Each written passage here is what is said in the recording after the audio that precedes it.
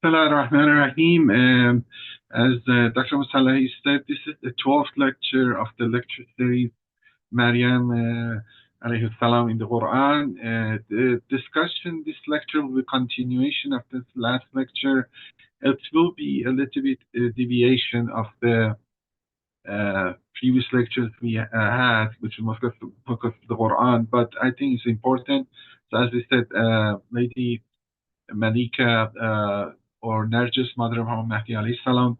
And again, I should maybe forgot. I have to again thank and express my happiness and thankfulness that I got one more opportunity to be with the dear brothers and sisters of the Bayt Islamic Society of England and ZEC MIT Shia Muslim Association. And also, I congratulate everyone for the occasion of 15 of Sha'ban, which was 2 days ago. And then, as you know, this talk is tailored to that occasion. So that's the reason. So we start the lecture for the blessing, the recitation of verses of Qur'an. The first one is for the occasion. أعوذ بالله من الشيطان الرجيم بسم الله الرحمن الرحيم ولقد كتبنا في الزبور من بعد الذكر أن الأرض يرثها عبادي الصالحون.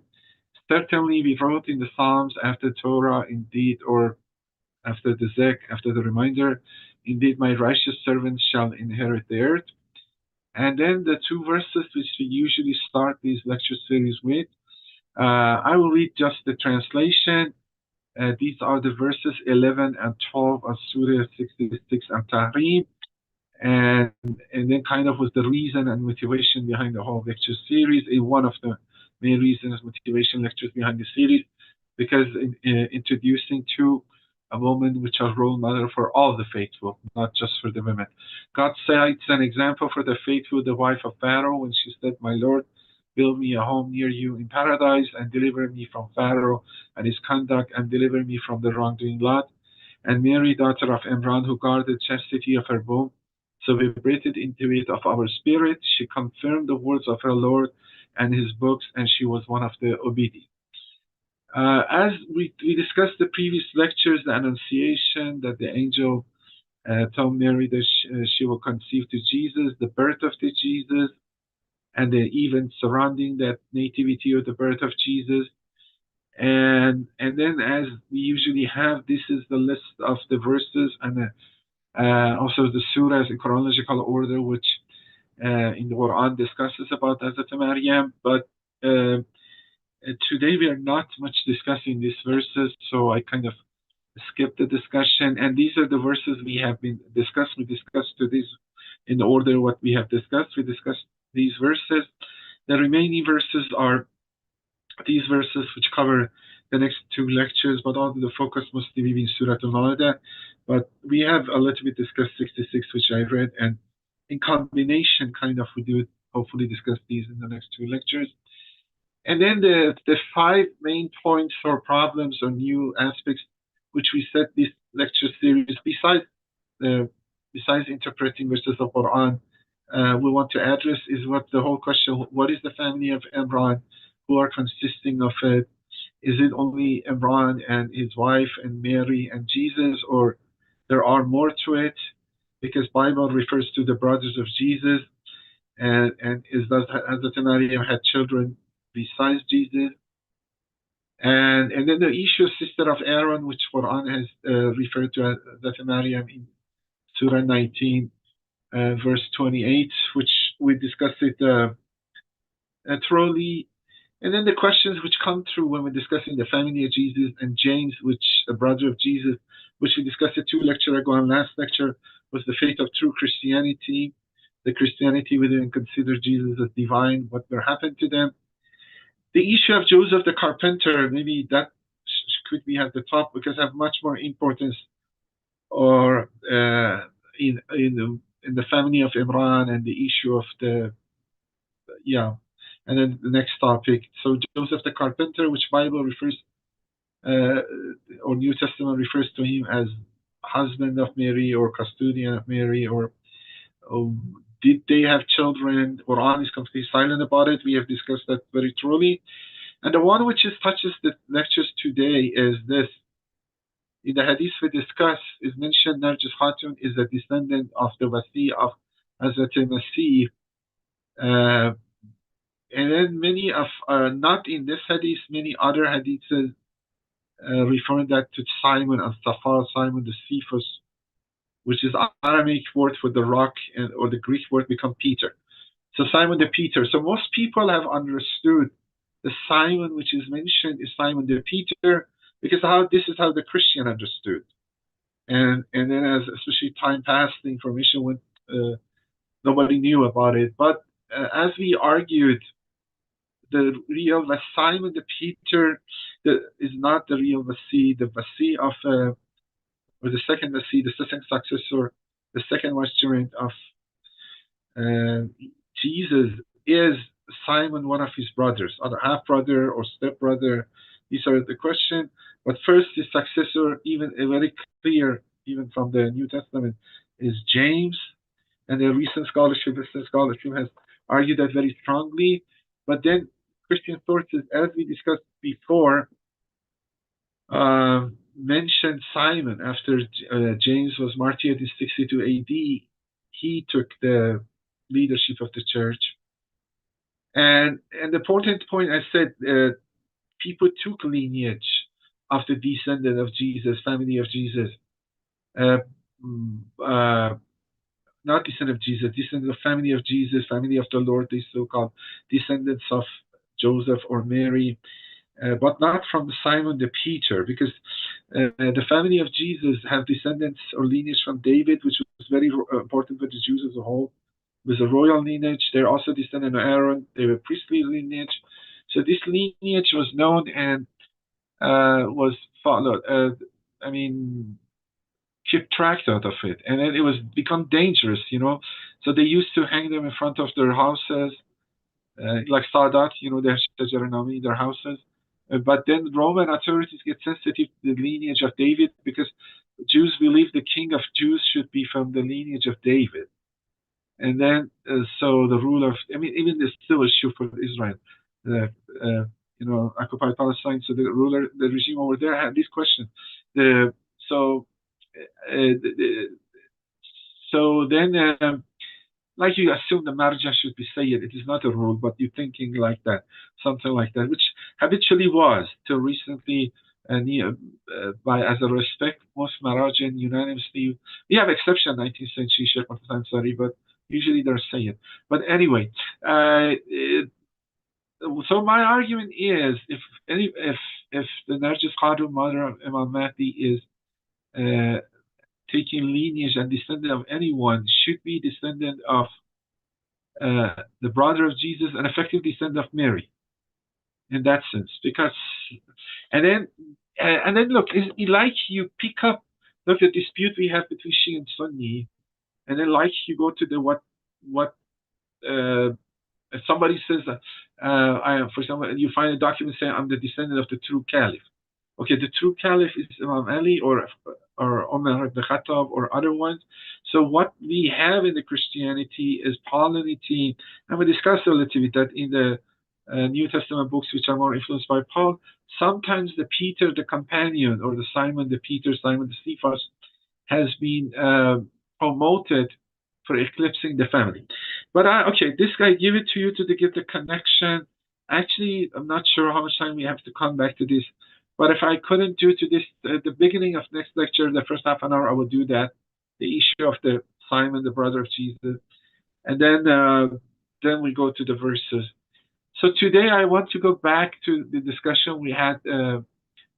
Malika Nargis Khatoon, mother of the Imam Mahdi alayhi salam.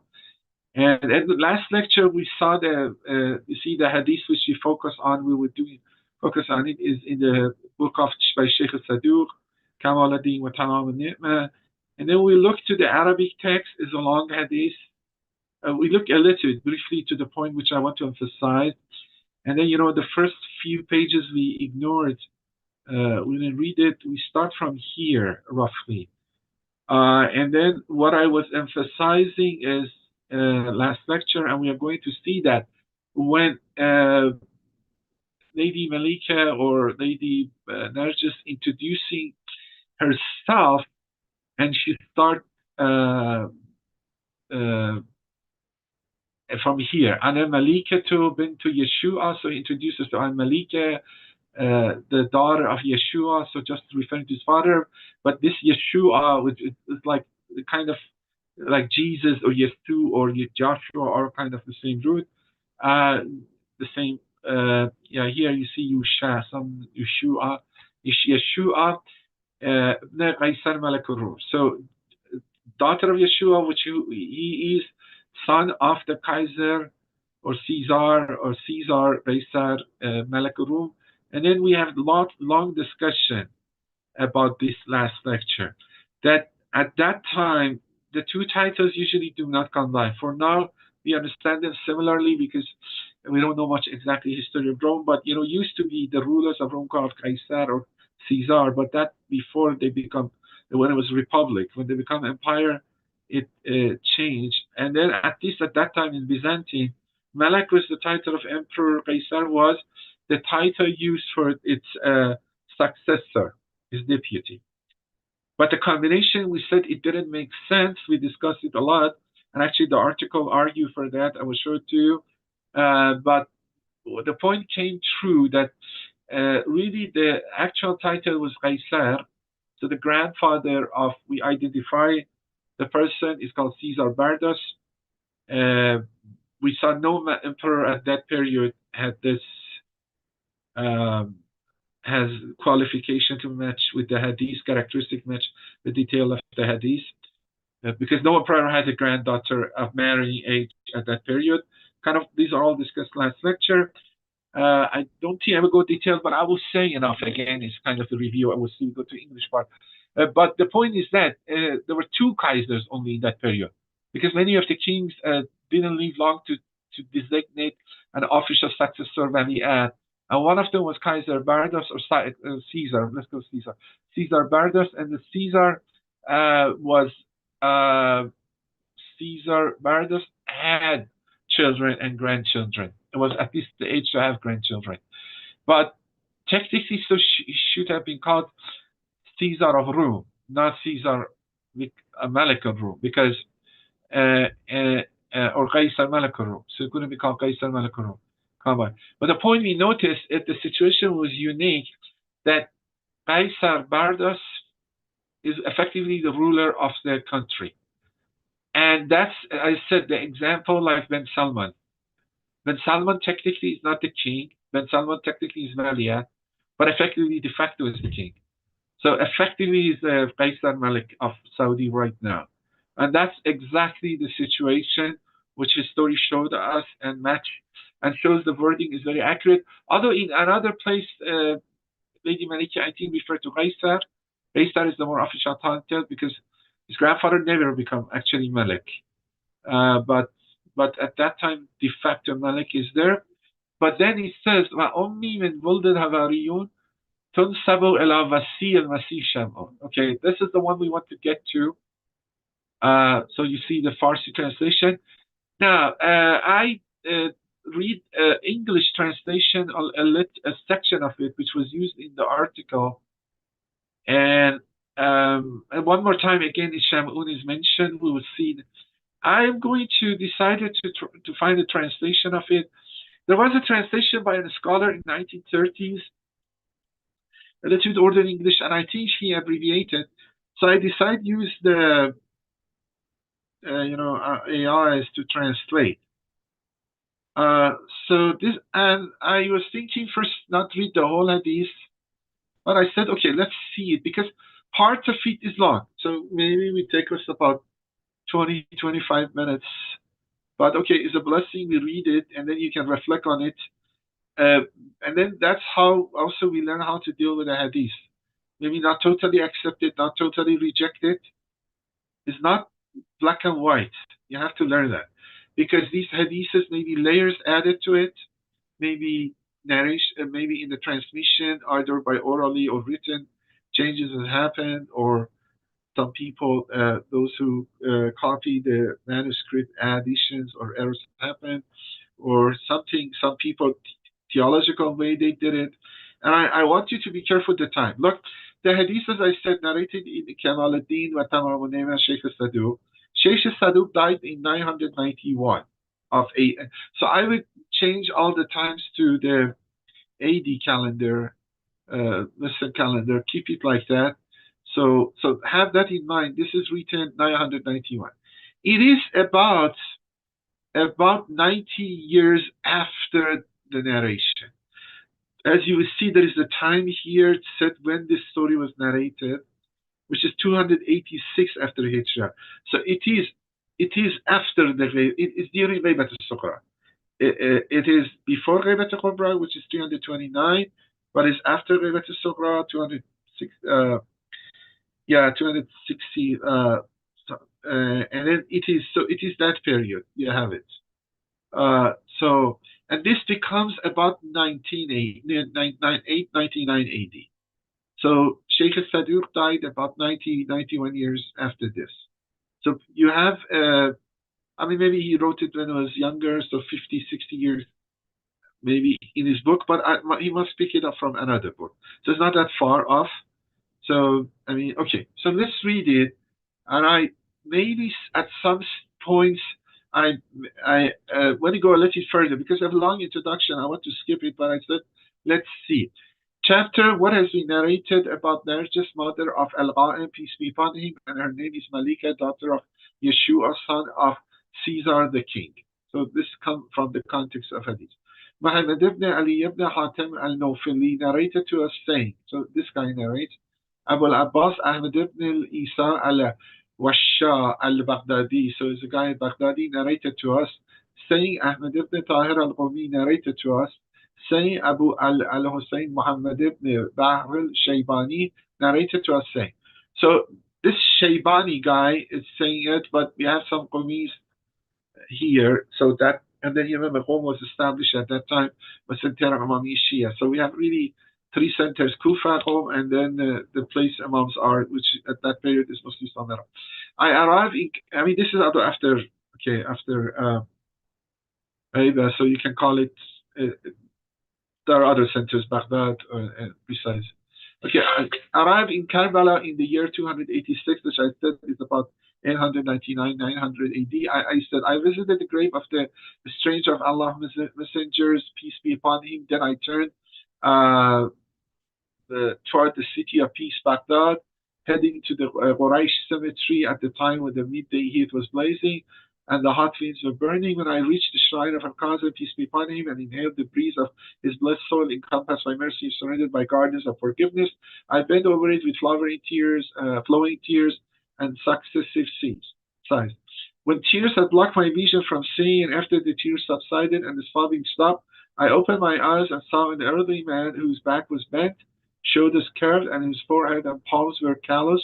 He was saying to another person with him at the grave, "Oh, my nephew." So he's talking, my nephew, your uncle has attained nobility through what the two masters entrusted him with of the mysteries of the unseen and noble sciences which none carried except Salman.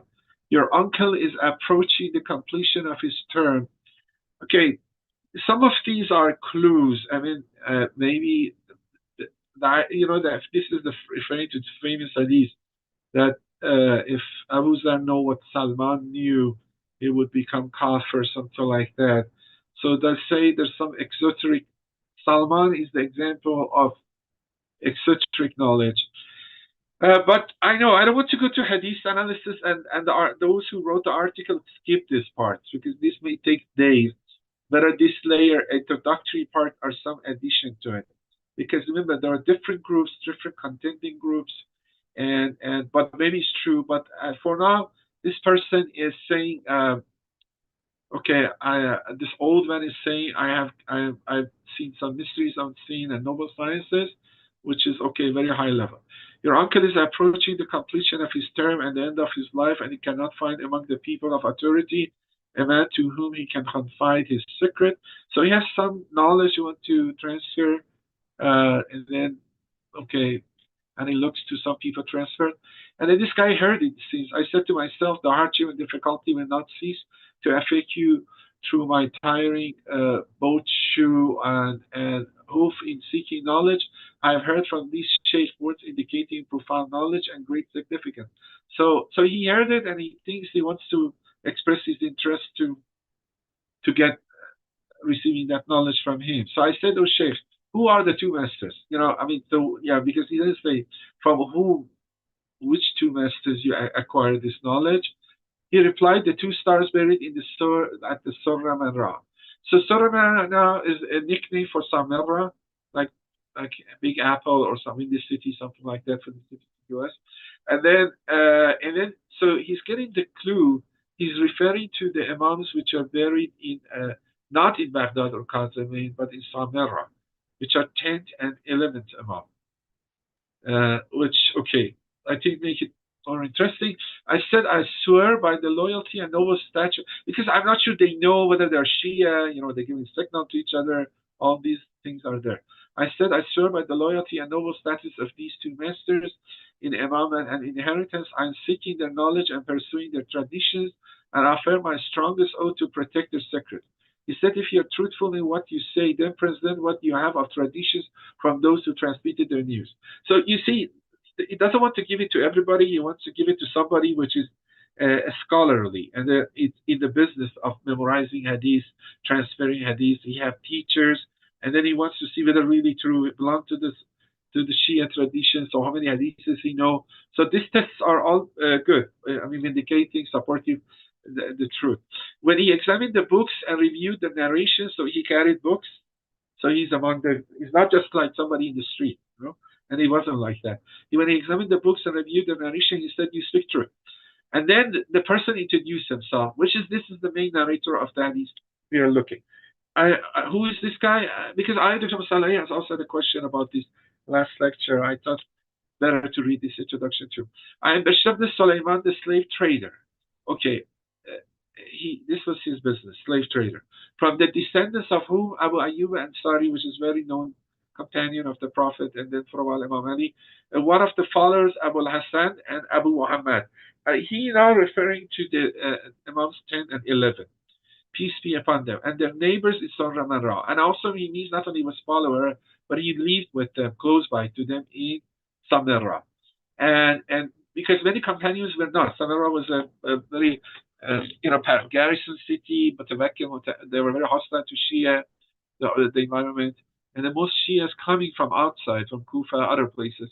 But he was neighbor. He was living, and his business is slave trading. I said, then honor your brother with some of what you witness of the tradition. Then this guy asked him, okay, please tell me what you heard about from 10 and 11, because this guy is the time of Ghaybat, and then this guy had, although it's not that far off, but still we are talking about, 30, for a while later on, 20, 30 years after those period of those imams. And so is interested to know. And he's a younger guy. He said, oh master, he said, our master, Abu Hassan Ali ibn Muhammad al-Askari. So this is the 10th imam. So peace be upon him. So they were living in Askariyan. Although we usually don't call that's interesting. Look, this shows more authenticity. We don't call the 10th imam Askari, but both were Askariyan because they're living in that military barrack. Peace be upon them, had educated me in matters of slave trading. So they teach him the fiqh of slave trading because this have been done. Okay, so I would neither buy nor sell except with his permission. Through this, I avoided questionable dealings until my knowledge in it was perfected, and I become skilled at distinguishing between lawful and unlawful. So this guy is a slave trader. This is a business, but he does it with the Sharia and permission. Imam. And then look, imams should cover things. These were very tough times, so the communication wasn't easy. Look, much of the Safara or Naib of imams were not Muhaddis, Alim, Mutakallim. No, they were exchanger. The most common, the persons who transmitted hadith in Shia tradition in this period, their job, mostly of them, are money exchanger. Because in the name of trade, they can go travel the cities and they're changing the currencies, and then they can go to the houses and talk. They're not even the first naib of Imam Mahdi was mostly the job, or sometimes they have other business, selling selling things like I forgot the English name, cash, or some butter type of thing. And then in this way they can go to the kitchen, go to the back door to the house to see this question coming out, because they were really observing them. Especially this period was tough in Samara. One night while I was in my house in Surah Manra'a, a part of the night, Surah Manra'a is the that is pleases to see it. They put a nickname for Samara, that is a so beautiful city. Who visit it will be happy, get happiness. So, but it's Samara. And part of the night had passed. Someone knocked at the door. So I was at home at night, and I rushed quickly and found Kafur, the seventh messenger of our master, Abu Hassan Ali ibn Muhammad, peace be upon him, calling me to him. I put on my clothes and enter upon him. I find him speaking with his son Abu Muhammad. Uh, so Abu Muhammad, the nickname of the 11th Imam, and his sister Hakima, his own sister Hakima, from behind the curtain. So look, there are only these people know. See, what is secretive? These are all the only four people know. By Sulaiman, Imam, 10th Imam, 11th Imam, and the sister of 10th Imam. Actually, as far as we know, at the early stage, these are the only four we know what the story is, who's the mother of Imam Mahdi, what the story was, because this kept very secretive. When I sat down, he said, "Oh, Bish, you are from the descendants of Ansar, which is true, and this loyalty has remained among you." So yet, Ansar were loyal to Imams, inherited by successor from predecessor. You are of a trusted ones, the people of the house, and I'm going to honor you and distinguish you with the virtue, which is really big honor. You will surpass the Shia loyalty through a secret I will reveal to you, and I will send you to purchase the slave girl. He wrote a sealed letter in Roman script. So Imam, Roman here means Greek, but this is the Roman Empire, which classically Muslims call the Roman, which is the language. In the eastern part was mostly Greek, the western part became Latin, but even the educated in the western part taught Greek in this period. So Greek was the cultural language. He wrote a sealed letter, Roman script and language, stamped it with his seal, and took out a yellow purse containing 220 dinars. He said, "Take this and go to Baghdad.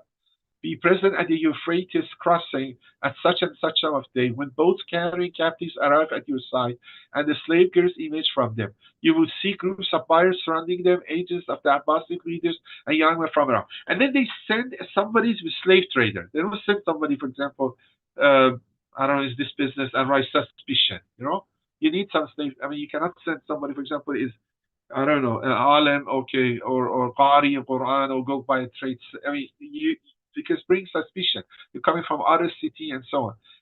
When you see this, observe from a distance the one called Umar ibn Yazid, the slave trader, throughout your day until he present to the buyer's slave girl of such and such description, wearing two thick silk garments, refusing to unveil, resisting the touch of browsers, and refusing to be led by those who try to touch her or gaze at her features through the thin veil.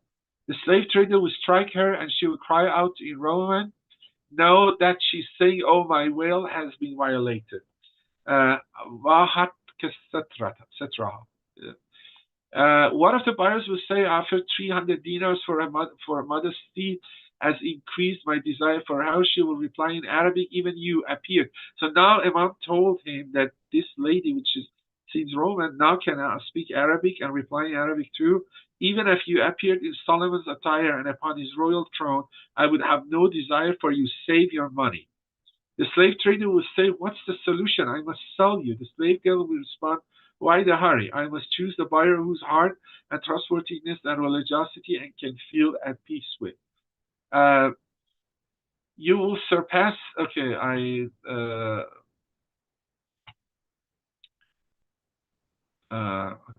okay. Okay, fortunately, I think I missed put the translation wrong here. See, no, okay, okay, this line only is wrong. Okay, good.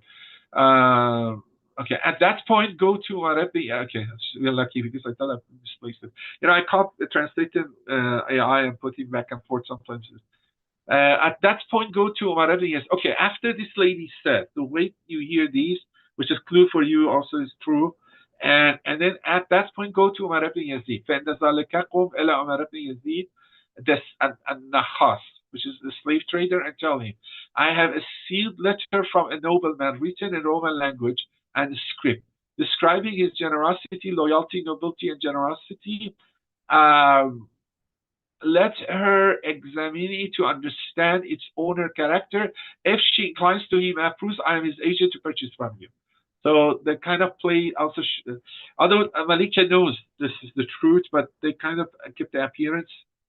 Bishop Suleiman, the slave trader, uh, the slave trader said, I followed all the instructions. My Bishop Suleiman said, I follow all my instructions. My Abu Hassan gave me regarding slave girl. When she took at the letter, she wept intensely and said to Marabi Yazid, the slave trader, tell me to the owner of this letter.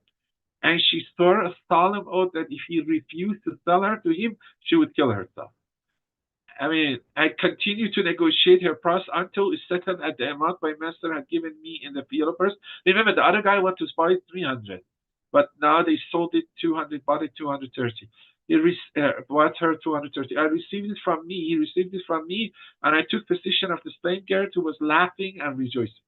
Now we kind of now approaching where we wanted to be, but that was the introduction. But okay, I think it was good and needed.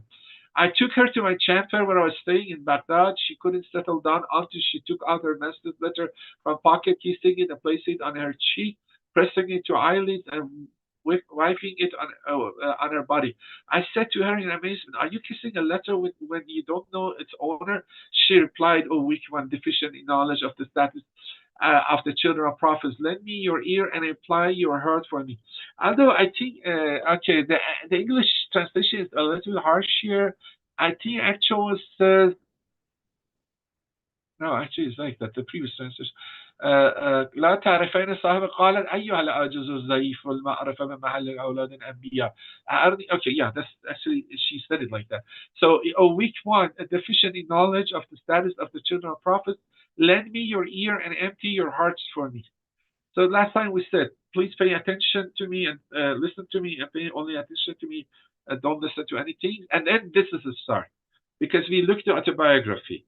Because previously nothing has to the history of Byzant and we weren't corroborating it. But this is our starting point. This is the most first sentence is the most important sentence we discussed in the last lecture. But I want to give you some other clues which we have to be careful about. I think hopefully we finish it. I am Malika, soon 10 minutes. I am Malika, daughter of Yeshua, son of Caesar, king of Rome, or king of Byzance. Yeah, my mother is from the descendants of the disciples, traced back to the successor of Christ, Simon. I will tell you something amazing. Okay, now she first introduced herself, and then the reference mostly is to his grandfather, not his father. That we'll see will be important. And then he start to talk. I will tell you something amazing. My grandfather Caesar wanted to marry me to his nephew when I was 13 years old. Okay, look, it's not talking about father. What happened to the father? His father, which is the oldest son of the Caesar Bardas, died in it seems in a battle. I forgot how he died. He was among the commanders of the Western Front of the Byzantine Empire. So I say some of the points now. I mean, I don't know. I could keep them after that. But so, one of the things we see, the father is absent, and historically we know the father has died before the grandfather, and because he was the commander of the Western Front of the Byzantine Empire army. And one interesting thing is, so in the Byzantine sources, we don't know the name of the father. We know the name of the other son and daughters of Caesar Bardas, but we don't know the name of the father of Malika. But now we know it here. So this source, Islamic Arabic source, at least is a hadith, but it has the name Yeshua, which makes sense. And then this name is attested. I mean, okay, some names go away and back away. For example, maybe 200 years ago, you don't have a name Armita or something like that. Some names are common nowadays, but I'm not saying good or bad. Or Farhad maybe 2,000 years ago common, but Afrahat or somehow, but for a while it wasn't common much, and then again become common. So in that period we have, which is other definitely should be, but But names have ebb and flow, and Yeshua was. We have documents that people have named Yeshua at that period, which is common. Okay, let's read it.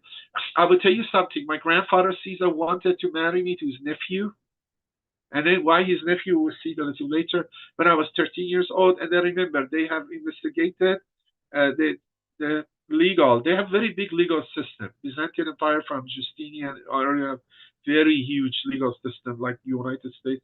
They have legal codes. They have it.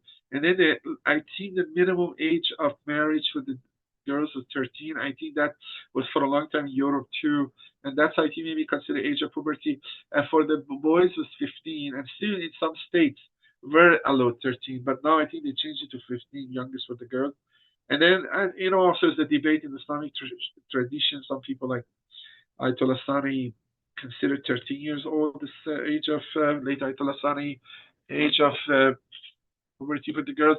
But that was the consensus there when I was 13 years old. So it seems there is a rush, or maybe I should use this word, but some intention by the Caesar to get his daughter married sooner. And then he's marrying her to her nephew, which is kind of become cousin. When I was 13 years old, he gathered, nephew of himself. So this guy is cousin of the father of Malika. When I was 13 years old, he gathered in his palace 300 men from the descendants of the disciples, priests, and monks, 700 men of the high status, and 4,000 military commanders, army leader, and big wedding leader, troop captains, and tribal kings. He brought out from his royal hall a throne adorned with various jewels to the palace courtyard, raising it 40 steps high. This throne, I don't think I can discuss it now, but some of the documents at that period refer to that. The throne, which was exceptional and somehow exceptional that records mention it. We have documents about the throne. Look, for example, the king of Iran has Takht and Takht was brought to Iran. Shah of Iran's Titanic was coronation in 1967, I think. And then but this didn't belong to Iranians. Neither the king of Iran took it from India. So it's 1,000 years from now they wrote the history. There is some throne, no tabus or a peacock throne, and then it was come from India to Iran, and still is Iran is with much jewelry on it. Such a type of throne, which you see have some strong features, strange, unique features, is mentioned in the document Byzantine documents, and then people find it. I forgot to mention in the last week when we were the week after we discussed it, the Futras Media also give out a clip, 20 minutes, 17 minutes clip regarding this papers I showed to you. They interviewed with Dr. Kandi, which his name is not himself on the papers, but is a very close friend to the researchers, which soon, hopefully by 15 minutes, we go to those papers after finishing the hadith. So he's a very good. One time also we have him give us the talk in U.S. in Farsi regarding this topic. But I think this is the first time we have it in English, and I'm more closer to the spirit of the article to be a little bit academic, because there are still some challenge. I'm not saying devil, but some challenge, some questions, but some sweetness or interestingness, in the details. But the point is this: that clip is, those who know Farsi, is good to listen. It's a good summary and referring some of the points. But one of the things they discussed about this throne. So he brought out from his royal hall a throne adorned with various jewels. So this throne, as I said, was known and associated to that period, with various jewels to the palace courtyard, raising it 40 steps high. Yeah, the fact they took it that high, 40 steps, putting this was style of this Byzantine castle. Many steps go up. The king sits very high. When his nephew climbed it, surrounded by crosses. So the nephew, the one who's groomed, sit on it, and the many crosses around him, with bishops standing devoted and the gospel book spread out. The crosses fell from their heights to the ground, and the pillars collapsed and crumbled to the floor. Okay, and the hadith is a little bit short in here, but as we can see, we already decided last time, and then we see in continuation Hadi, an earthquake is coming. So they're getting ready for the wedding. The ceremony is going on. The throne is there. The groom is sitting on it, and the bishop standing with all the Bible books to do prayer, to do the official ceremony, and to the bride come. This suddenly earthquake came. An earthquake is so strong that this crosses fall, and then some pillars collapse, and then there is this throne, I think, has a canopy on it. Some of it also broke and fall. Some damage to the throne happened too, as at least we understood. And then the one who climbed the throne fell unconscious. So the nephew, which is supposed to get married, fell unconscious. It's not very clear he passed away, but I assume he does because it's come after that. And then this caused the bishop's faces to lose color, their face become pale and white, faces to change color, and their limbs to tremble. They start to really shake. The leader said to my grandfather, okay, their leader is an interesting person, and this has lots of debate here that how this earthquake has been interpreted. But the leader said to my grandfather, O king, spare us from facing these ill omens that indicate the decline of Christian religion and the royal doctrine. Okay, this مذهب الملكاني على زوال هذا الدين المسيحي مذهب الملكاني. Why they interpret it like this, and how true is this, a little questionable. And then we see in the counter narration argument that it is not interpreted like this. They interpreted, we have to see a little bit, I will put it later on. But مذهب الملكاني, it could be because we had an official Byzantine church, even from the time of Prophet Muhammad, which was Chalcedonian church, they call it, and they were really the one which is emphasized in this Trinity and the equality and dual substance of Jesus, both divine and human. And then we discussed the issues related to seerah of Prophet Muhammad and Christianity, stuff like that, those non-Islamic sources. This church was dominant, still have some, other than in Constantinople, they have some connection with Rome still, too, I may say it more. So maybe it's referring that branch of Christianity or that royal supported church is being destroyed. This part is not as clear, but my grandfather was severely disturbed by this and said to the bishops, raise these pillars, lift the crosses, bring the brother of this unfortunate whose ancestor is disgraced.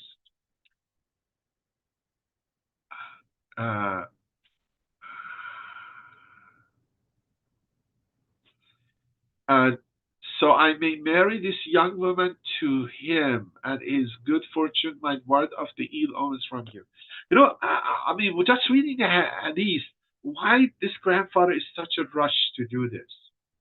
And I will tell you the interpretation. And there's, because okay, earthquake come. It seems the other guy has died or completely severely injured, which the grandfather, and is not somebody stranger, is his own nephew, which give up on him marrying his granddaughter, but bringing his brother.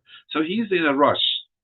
All these first seem irrational, truthful, but actually, when you go to context, and I a little bit deviate from the articles here. I read them I have a little bit my own interpretation now, but I think it's fantastic works they have done. And then you see this part of it doesn't make sense. Why you have to wait another day? Okay, let the guy get. If the guy is dead, you have to wait to bury him. If the guy is alive, okay, what you cure? Maybe you do the wedding. And why his brother, and then you're king, and these are your family. But this part of it is a little bit odd. But what he said, because he wants to do the wedding somehow removing the ill omen, because it shook him. He on his, and then I think his ill omen is not. Maybe you say he wants to remove the ill omen for the Christian religion. Because these guys interpreted this as a sign of end of Christianity, and he doesn't want to give up. And he said, we will continue with the wedding. If we do the wedding, the ill omen goes away, so nothing bad. It's just natural phenomena. All of these are there in the story. But maybe the ill omen is for him too, and he's right. These guys maybe they don't dare to say him to him. But if something this happened, the ill omen is more. I mean, I don't know how they interpreted these Christian leaders of the church that this is ill omen against the religion and Dina Masih Malakani. Why not ill omen the who has the wedding, who's the host of the wedding or the. But at least he himself want to push the wedding immediately. If even maybe even waiting for 24 hours or I mean the same night things that pushing it through for whatever reason we don't know. But then when they did this, what happened to the first one happened to the second. Another earthquake came. And we don't know whether the second one also died, but it seems. And the people dispersed. That's the two earthquake and two deaths or injuries is too much. فلما فعل ذلك حدث على الثاني وحدث على الأول وتفكر والناس قام جدي قيصر مقتمن. And my grandfather Caesar rose troubled, entered his palace, he gave it up, and the curtains were drawn. Okay. That night I saw in a vision. Okay, so this is the big thing. He lost maybe two of his nephews in a wedding by an earthquake, which processed falling and killing them, or several injuries. That night I saw in a vision that Jesus, Simon, and the several disciples had gathered in my grandfather's palace. And they had erected a pulpit. I mean, it's natural. Anybody reads it. Anybody knows the traditional Christian view. Take the Shemun here with Peter the Simon, Peter the Rock. Because that's how Christian, Metropolitan Christianity represents. But okay, I'm not sure this issue of Shemun also we discuss tonight because let's go to the main, because that will diverge us. Let's put it for the next section. Let's go to the main topic of the hadith itself. That now I saw in a vision Jesus, Simon, and several disciples had gathered in my grandfather's palace. They had erected a pulpit that rivaled the sky in a height. So you see, they raising a pulpit opposing that throne, I guess, in some way.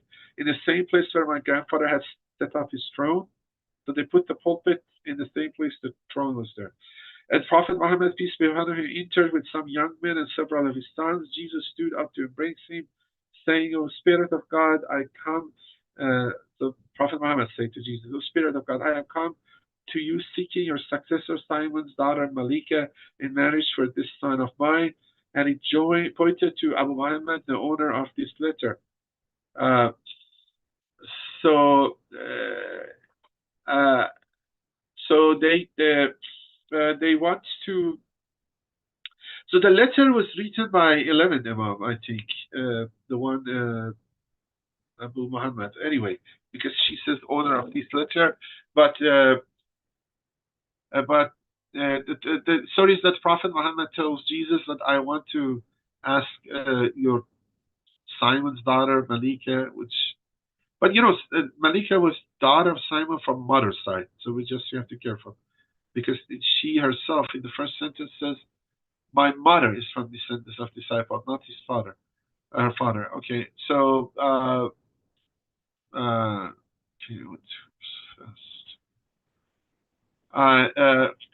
some young. Okay, I came to your seeking your successor Simon, daughter Malika, in marriage for a sign of mine. So Prophet asked for Malika for Imam Hassan Askari. And he pointed to Abu Muhammad, the owner of this letter. Jesus looked at Simon and said to him, honor has come to you, so join your lineage with the messenger of God lineage. Look, this is important, joining the lineage. And my contention is that this is joining the lineage of Mary, Al Imran with Al Muhammad. We don't know the Simon the Peter of any of these. It is Simon the Clophas, Simon the brother of Jesus. But to be honest, let me put that discussion next to Simon thing because I opened it up the whole lecture. Simon said, I have done so. Muhammad, peace upon him, ascended the pulpit, delivered the marriage ceremony, and married me. So in that sleep, that night, she's wedded to Imam Hassan Askari, with Jesus and Muhammad's sons and disciples as witnesses. When I woke from my sleep, I was afraid to tell this dream to my father and grandfather for fearing of being killed. I mean, now, you see, this becomes double. That's exactly fulfillment of what they feared. They feared that religion's decline, and now the bride that In the wedding ceremony, two of the nephews are died or injured, slipping, and see she's wedding to the Muslims' arch enemies or the rivals, and so on. This all. I kept it secret with myself and didn't reveal it to them. My heart was struck with love for Abu Muhammad until I refused food and drink. I become weak and my body become frail. I feel severely ill. There wasn't any physician in all the Roman cities that my grandfather didn't bring to ask about my cure. When he despaired, he said, "O light of my eyes, is there anything you desire that I can provide you in this world?" I said, "Grandfather, I see the doors of relief close to me. If you would remove the torture from the Muslim prisoners in your prison, remove their chains, give them charity, and grant them freedom, I hope that Jesus and his mother would grant me wellness." And then this one is also, first you read it, were there Muslims in the prison? And then with how many they were, and whether they were tortured, and why Muslims were there. Okay, there were wars, but they had many captures, that many Muslims, and then what they were doing to them. And very interestingly, yes, there were. And actually, that's the topic which we want to discuss. During this period, the king is, as we saw, is Michael the Third or Michael. And for a while, his mother, which is Theodora, Queen Theodora, Empress Theodora, was the regent. And interestingly, this Queen Princess Theodora, the mother of the king, is the sister of Caesar Bardas. But this lady was very ardent Christian, very ambitious. Maybe not Christian, honestly, she was very ambitious. At that part, I'm not sure whether we can say, but it is said during her period, they killed 12,000 Muslim prisoners. That's very strange. That is, I don't know, maybe I don't, 12,000 Muslim prisoners were killed, which is a huge number by their standards. And usually they don't kill, they sell them, they slave them, they trade them, and then we're tortured. So the fact, and this is not many years before. I mean, I will tell you though a little bit detail of this story. So the rival, this father Caesar Bardas and his sister, they will become bitter rival, uh, sister and brother. Okay, and the mother of the king when he's young, and then the uncle from mother's side, Caesar Bardas. But during the time mother was in control, later Caesar Bardas become in control. So you can see what's the problem. The first 10 years, or let's see, along that time, a little bit more maybe. The mother, till the child grow up, become adult, the mother was in charge. Uh, but which is the sister of the Caesar Bardas. But then the ministers and other ones, because some other reasons, encouraged the king to, we'll see that maybe, to bring Caesar Bardas, the grandfather of the Malika, become in charge. And then that early period, they killed 12,000 in prison, tortured them. So the fact some Muslim prisoners were tortured is a big event. It wasn't happening before and after that much event, and then is a known and common event. And so maybe it's not very strange she asked that, or when she asked that, it's real. That maybe okay. But my grandfather, this I made an effort to show improvement in my health and ate a little food. This pleased my grandfather. Continue honoring and respecting the prisoners. 4 nights later, I saw a vision that the leader of women visited me, as the Fatima visited her, accompanied by Mary, daughter of Imran, and 1,000 maidens from paradise. Mary said to me, "This is the leader of women and the mother of your husband, Abu Muhammad." I clung to her, crying and complaining about Abu Muhammad's refusal to visit me. So that night, Abu Muhammad hasn't come. The leader of women said to me, "My son Abu Muhammad will not visit you while you associate partners with God and follow the Christian faith. This is my sister Mary, who disavows your religion to God. If you incline to our God's pleasure, Jesus and Mary's pleasure, and desire Abu Muhammad's visit, then say, I testify there is no God but God, and testify that Muhammad is the messenger of God." When I spoke these words, the leader of women embraced me to her chest, comforting me, and said, "Now expect Abu Muhammad visit, for I will send him to you." I woke up and saying how I longed to meet Abu Muhammad. Okay. The following night, Abu Muhammad came into my dream, and it was as if I said to him, "You have been distant from me, my beloved. After capturing my heart with the entirety of your love," he said, "my delay in visiting you was only due to your polytheism. Now that you have embraced Islam, I will visit you every night till Allah brings us together." Our meeting was in person, and after that, he never ceased visiting me until now. So she saw him every night when she goes to sleep. And Best said, I asked her, "How did you end up being captured?" Okay, so this will come to history. She replied, "Abu Muhammad told me one night that your grandfather would be sending armies to fight the Muslims on such and such day, then he would follow them. So you should join them in disguise, dressed as a servant, along with the other several other maids via such and such route.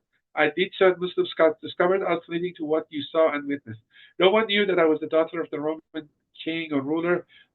Here's what word she used, Malik or Rome. Okay. No one knew that I was the daughter of a Roman king until now, except you, as I revealed it to you.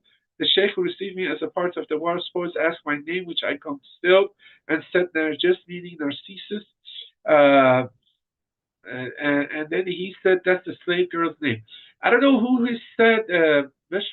I think the slave owner, the first one which we saw. And then, so you see, Nargis meaning not the true name of the Nargis Khatoon. And Malika, as we said, maybe is not the name, is title, means princess. So Malika can be called princess. So, so the real name is neither Malika nor Nargis. Nargis is the name she used to conceal her name, and Malika is her royal title. So when she introduced herself, when it says I'm Malika, it doesn't name the name. It says I'm princess, which is actually makes sense. I'm the, for example, the king.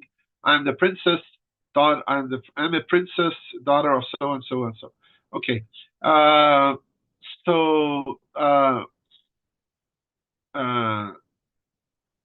okay. I said it's strange that this guy is again asking Bush Sullivan. I said it's strange that you're Roman, yet your tongue is Arabic. You were talking Arabic. She replied, "My grandfather was so passionate about my education that he assigned his female interpreter to visit me. Female interpreter to visit me. So he had a female interpreter. So we must have some knowledge of Arabic in that court. She would come to me morning and evening teaching me Arabic until my tongue became fluent in it." Maybe she wanted, maybe she started earlier, because remember, Arabic, it was the time science, we will see in a little bit, language of science and knowledge. This is past Mahmud era, and now the Muslims are leading in science and education, and they're rival the Byzantine Empire. So Byzantine Empire are are aware of them, and then Byzantine Empire also aware from the Semitic languages, because used to many parts of them were Semitic languages, Syriac. So they have people talk Syriac, Christian Syriac. So that learning Arabic wasn't that strange.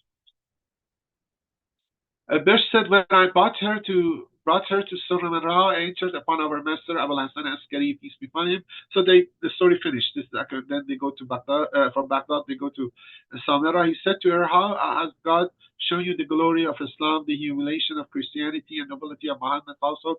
I'm not sure. This part Imam would say Dullah Nasraniya, but anyway.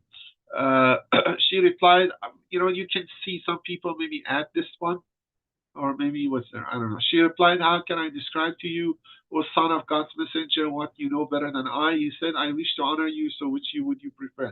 10,000 dirhams of glad tidings of eternal nobility?" She said, "Rather the glad tidings." He said, "Then receive glad tidings of a son who will rule the whole world from east to west, and will fill the earth with justice and fairness as it was filled with oppression and tyranny." She asked, "From whom?" He replied, "From the one whom the messenger of God proposed you to on such and such night, of such and such month, of such and such year in the Roman calendar." She said, "From the Messiah and his successor." He asked, "To whom did the Messiah and his successor marry you?" She said, "To your son Abu Muhammad." He asked, "Do you know him?" She replied, "Has there been a night when he hasn't visited me since the night I embraced Islam at the hands of the mistress of all women, his mother?" Then Abu Hassan said, "O Kafir, call my sister Hakima for me." When she entered, he said to her, "Here she is." She embraced her for a long time and was greatly pleased with her. Our master then said to her, "O daughter of God's messenger, take her to your house and teach her the religious obligation, traditions, for she is Abu Muhammad's wife and the mother of Al-Qasim, peace be upon him. So, please recite the salawat. Okay, we are kind of done with the hadith. It was long. I mentioned few points which, if this is historically true, look, methodology is, this hadith is, if we go to publishing Mustaqani, it's not cannot straight, it's a geographical, miraculous, they don't accept it. But again, they accept to any of these hagiographical stories that have layers of history, layers of truth, some interesting points. Some interesting points of it was even surprising for me, that the wording, the way it's mentioned. And then we saw it last time, and then we will see more. But before that, I said, ignoring this article, this hadith, I said, ask AI, Claude, anthropology, Claude AI. Okay, what can you tell me with Caesar Bardas? And I think it's a good summary, because you may get tired and then I'm going into some detail. But that's interesting. Let's see what he said with Caesar Bardas, because everything is Caesar Bardas. And then from now we go to Caesar Bardas, and Caesar Bardas, the grandfather of the Malika, and every story is around him, effectively. So Caesar Bardas was a significant, this summary is not mine, it's summary AI, which doesn't know anything about these articles, or it knows his answer. Caesar Bardas was a significant figure in 9th century Byzantine politics during the reign of Michael, or Mikhail III. I would call it Michael. Here are the key points about him. Family connections. He was the uncle of Emperor from mother's side, Michael III, so remember that. Brother of EmpressTheodoea. So EmpressTheodoea, mother. So you see the rivalry between Theodora and Bardas. Member of the powerful Armenian origin Mamikonian family. So they are Armenian. They're powerful and strong family. Like in Iran, we had important families, Qajars or Zandis are important time of Safavids, and then or Afsharids, these large families, and then they get ruled. Afsharid were not large family, but Zandis, Qajars, or maybe Bakhtiaris, for example. We have. Right, so they gained influence after helping Michael III remove his mother Theodora from power. So this is a crucial point. We'll see.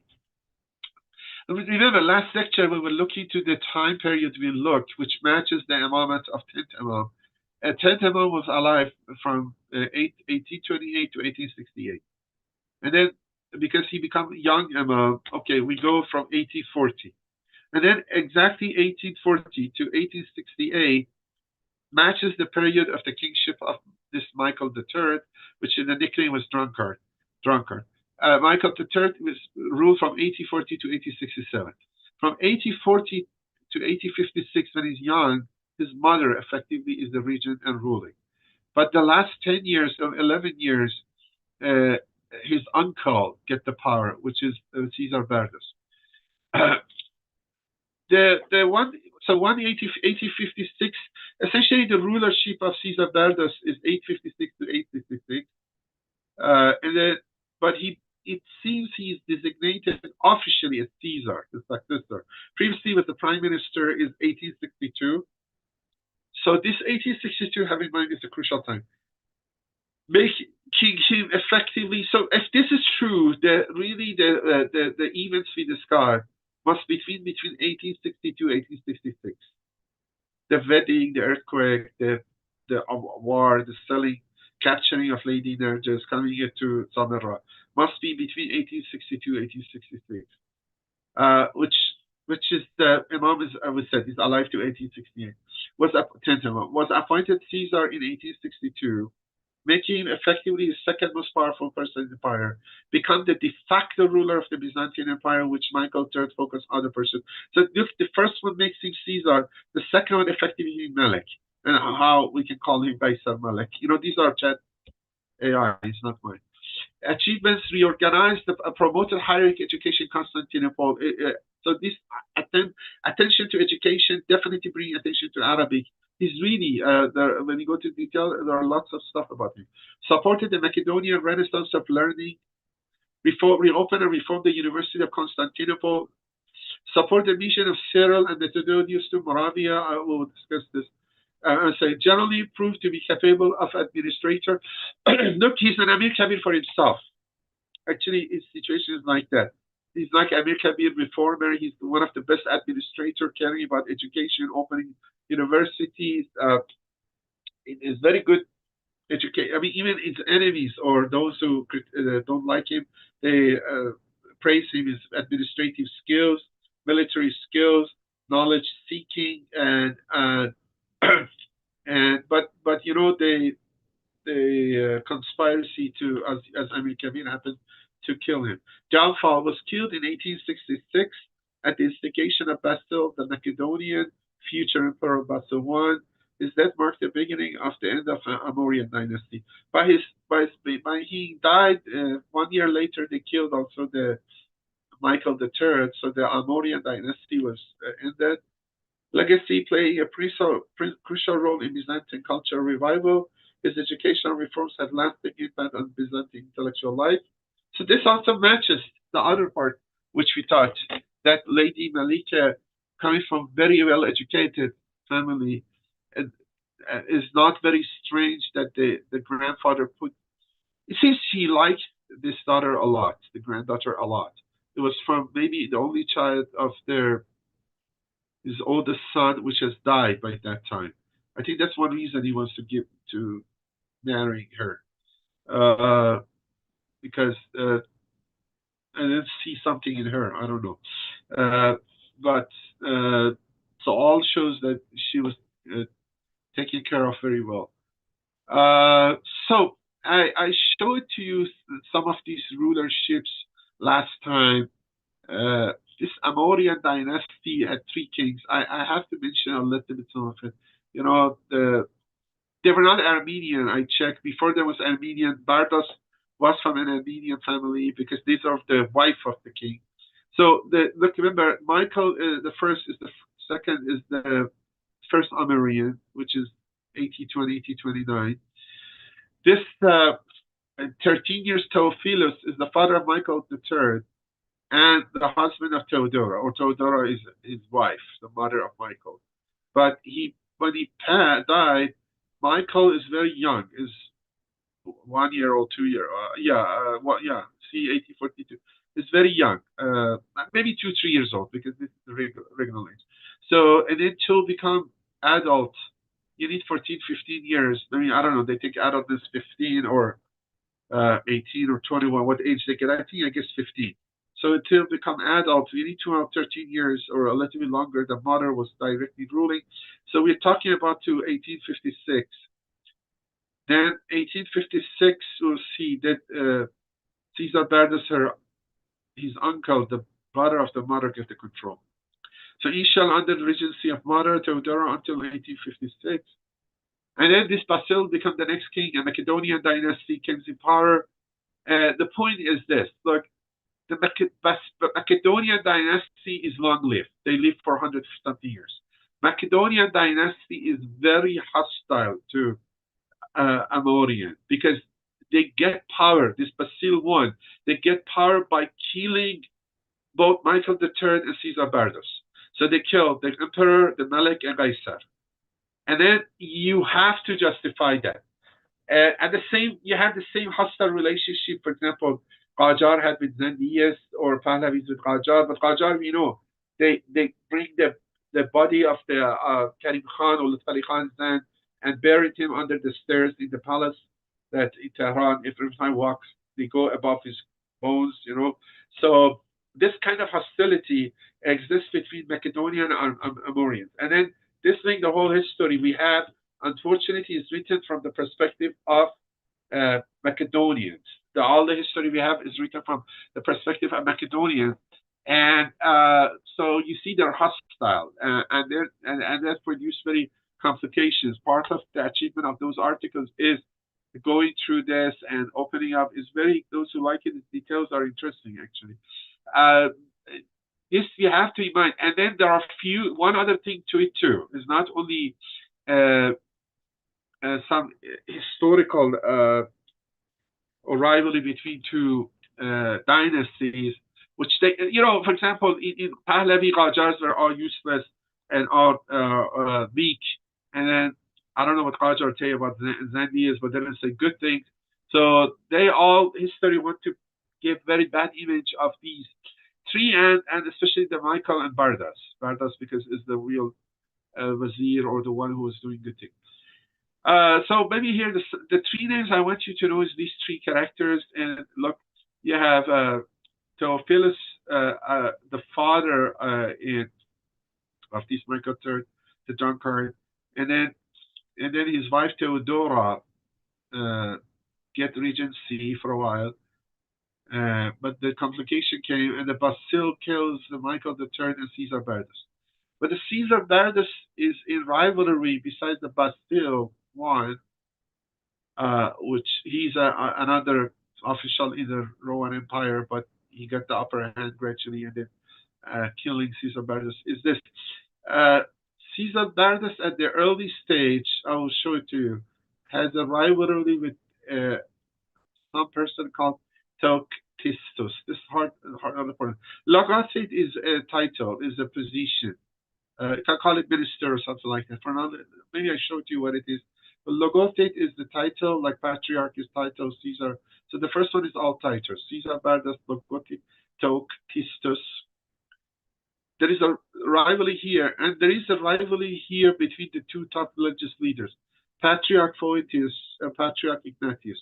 Patriarch Photius may be the one, the leader of the church during the wedding ceremony. We'll see that he is the one that says, okay, this earthquake doesn't look good. There are bad omens for the Christianity or Malachites or the royal religion. This must be this one. And then the rivalry and the stories between these four and the Basil. Oh, Theodora also is here. It's very interesting. Very, very interesting things happen. Theodora and Theoktistos are close. And then, anyway, some of it I mentioned as far as time allows us, but I'm not going to go through that. But I want to show you a little bit a map. Look, so this is the Byzantine Empire at the beginning of the period, at the end of the last year of Theophilos' reign, at the beginning of Michael III. So you see the pink area is the Byzantine Empire. The Rome still is here, but the Western Empire was disentangled and dismantled. The Germanic tribes, Franks, Lorbards, Ottomans, Visigoths have kind of destroyed. Finished. Ghoddoussi, sorry to interrupt you. The red means what? That color? This is the Byzantine Empire, the red. Oh, okay. Yeah. So let me go first this way. Look, this is the Constantinople. That's the one to present-day Turkey, which is the real. Much of the story is going on. And Malika was here. So Malika was here, and then this is the Muslim area, the white area, and then she was sold herself. This is Baghdad. So she was brought from here to here. So from Constantinople, Constantinople come to Baghdad, then moving up to Samarra, when you go to Karbala. So you go a little bit up towards Samarra here. And then the frontier is here. The frontier is not cold. They have wars. That's why, and the reason I want to show you the maps. The frontier with the Muslims partially here, and interestingly here, Muslims have captured Sicily. This is Sicily. This white one is Muslims, and then you see, and then you see, Byzantine Empire have some control, start of Italy and some of Sicily, but Muslims are here. But so there is one frontier we have east, which is Eastern Front, the Byzantines fighting, and then they have fights in Western Front here and possibly here and here. Here are mostly tribes, those politistic tribes of Slavs or Franks, all those Germanic or Slavic tribes. And one interesting achievement, actually, Caesar Bardas is he makes the Bulgars to convert to Christianity. So contrary to our belief, look, neither the Russians, which are here, neither the Vikings, which are up there, but sometimes find their ways around down here through the rivers system, and neither the Bulgars and other Magyars and much. I'm not sure exactly which one are when, but all are around this time. Even you remember Putin a few months ago, an interview with Tucker Carlson, he gave all the history of what was going on about the Russian part. These are some around this time. Many of these are not Christian by that time. And Bulgars were not. And one of the achievements of Caesar Bardas is the group conversion or large conversion of Bulgars to Christianity. So that's one of his other achievements is. And then this is the beginning of the period, which is again like the period actually, this map I find it, let me just internet separately. But the period we were looking at, which is the era of Michael III, you see the map is showing when you go to the next map, which is the end of the period, just the beginning of the Basil I, the end of Michael III, and the time just maybe 1 year after Caesar Bardas is murdered or maybe martyred. And then you see the map a little bit change. Here, Muslims have progressed. So the Byzantine Empire, lost the pink. And there are some changes, minor. And then here you see a little bit change here. You see they have progressed. They had some victories. Caesar Bardas, he had a defeat early before becoming Caesar, but then he had successful, and his sons maybe died in the Western Front, the older son. So, and then having Muslim prisoners of war makes sense. So, so you see there are a little bit changes in the border lines, but the front is active, and that they're capturing Muslims and 2,000 of them killed is not strange. Yeah, so this is Cyprus, the Muslim. Anyway, so this is map. And then there is one thing we need to have an idea about it, because we are talking about an earthquake in Antioch. So look, I forgot to find the fault line. I was going to put the slide for fault line, but look, we know that Syria and Turkey are earthquake prone, the same as Iran, and we have a big earthquake a couple of years ago in Syria and Turkey. There is one fault line this way, and there is one fault line, I think, this way. This one I'm 100% sure, but I vaguely remember there is one this way. I think the one which is in the earthquakes in this period is very active is this one, but the Antioch, is an important city which is controlled by Muslims, could be previously controlled by Byzantine. And then we have a report of earthquake on it by Tabari, which is the important one. It could be the same earthquake, the earthquakes, for example, last time coming Syria was felt here and these parts, the Kurdish parts, exactly these parts. This big earthquake come a few years ago is this part. But now we are looking at earthquakes here, so I want you to have the map with you. So now there is a religious thing happening here there too, which actually I think apparently is settled exactly the beginning of this period, but I'm thinking must be some remnants of it. Look, in the Christian church, especially Greek Orthodox Church, Eastern Church, there's something called icons, and from the word icons are sacred images representing the saints, Christ, the Mary, and as well narrative scenes such as Christ's baptism, crucifixion. While today the term is mostly closely associated with wooden panel paintings, and Byzantine icons could be crafted in all media, including marble, ivory, ceramic, gemstone, precious metal, enamel, textile, fresco, mosaic. So they make a statue type of icons too. Nowadays, when you see icons, it's mostly in church paintings. This is one, although is later on. I just get because our topic is about Mary, but this is later on. It's about 1200. But this is, I think, it's a classic one. Again, I'm not sure how new all this. This is Saint Nicholas. This is Jesus. This is Mary. But this is the one also. This is another famous one. They have these icons drawn in the paintings or glass paintings in the churches. You find in the western part too, but in the eastern part they're sacred. For example, in Dearborn there was a church near the mosque, and then they wanted to buy the mosque and buy the church. Sorry, church wants to buy mosque wants to buy the church. Usually they sell. I mean, actually, some other mosques we have nowadays are all previous churches, especially the Protestant ones. But Orthodox ones have some similarity to us, that when it's something church, you cannot sell it. And then one of the question I know in the debate have, they want to sell it with these icons. And then these icons are sacred. And then if we sell it to Muslims, what will happen? And even you see you're going to Hagia Sophia, Istanbul, uh, uh, or you see still are there. They're sometimes they put curtain on it, but they kept it. It does because Hagia Sophia was a church at that time. Uh, uh, at that time, we were discussing it was the biggest church, was a royal church. Then Muslims get it, make it mosque. And then after Ataturk for a while, it was a museum. Recently, Ataturk changed it to a mosque again. I just visited before becoming a mosque, but then you could see both symbols, Islamic symbols, Christian symbols. So these icons are important. But then there was a big debate whether these icons are good or bad, or should keep them or not.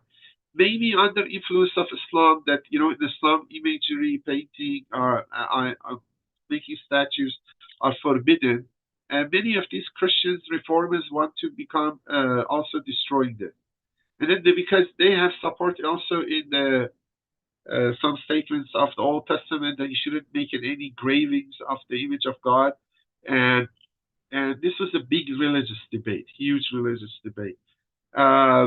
Because as I said, it wasn't only painting, they make statues, they make other examples.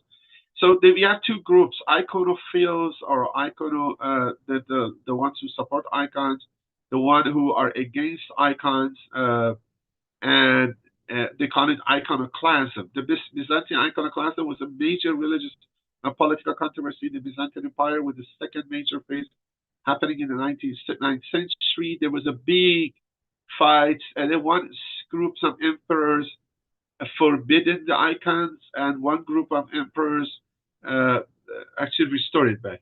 The end was victory with the icons restoring back. So, and then you have different stages. First stage, second stage.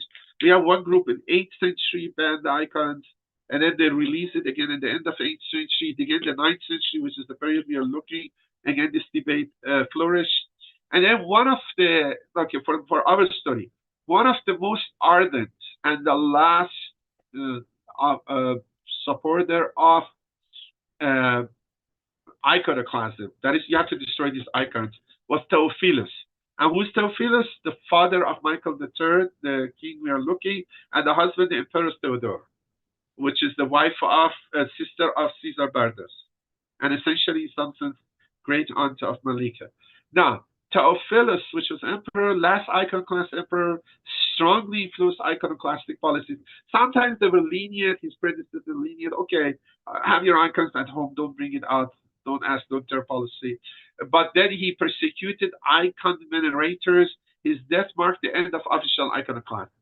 When he died, the empress, which effectively regent for Michael III, officially restored icon veneration. This is a big change. Like we have in the, like going to Saudi doesn't like to put gravestones. And then Salman suddenly comes and says, okay, you're allowed to bury with the gravestones and marking your name on it. It's a big change. I mean, we have this problem. We cannot go to Baqi. All the shrines were destroyed. We cannot see the Imam's shrine. This is a big change. And interestingly, it's exactly the same period which we're talking, and the one who's responsible. And this is done, from 1843 till now. Orthodox Church, there are no iconoclasm, and icons are established again. And EmpressTheodoea is responsible for it. And then what about this Caesar Bardas? What we have is Caesar is not against icons, because that was a question for me, it wasn't clear. But let me tell you, look, one thing before going further. The one who's responsible that these icons coming back, they called him Iconophile. What is this EmpressTheodoea? Just immediately after she became the ruler, 1843, regent of her son, which is young, she reversed the policy of her husband Theophilos, which died. And then the one who helped her a lot is this Logothete Theophylax. And it says even the religious meeting, because there was differences of opinion between church leaders. Some say, okay, icons are good, some say icons are bad. The meeting, they call it synod, the technical name is synod, which is which is gathered and decided icons are good when restoring them until now they're restored, happened at the house of this gentleman, Theoptistus. And so Theodora was the queen. This is the religious, this is the administrator and somehow the religious authority too, and the big rival of Caesar Bardas. This guy is full administrator, survivor. This guy can work in any regime. He worked a lot with the Emperor Theophilos, which when they destroy icons, and then when the things changed and Theodora it seems wanted to icons be restored, he supported. But this is one important thing produced that these two, Theoptistus and Theodora, are very, very respected in Orthodox Church.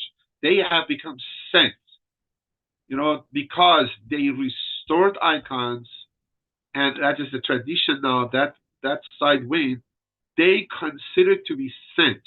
I mean, Tella was a political dispute between two dynasties, Armorian and Chattonian.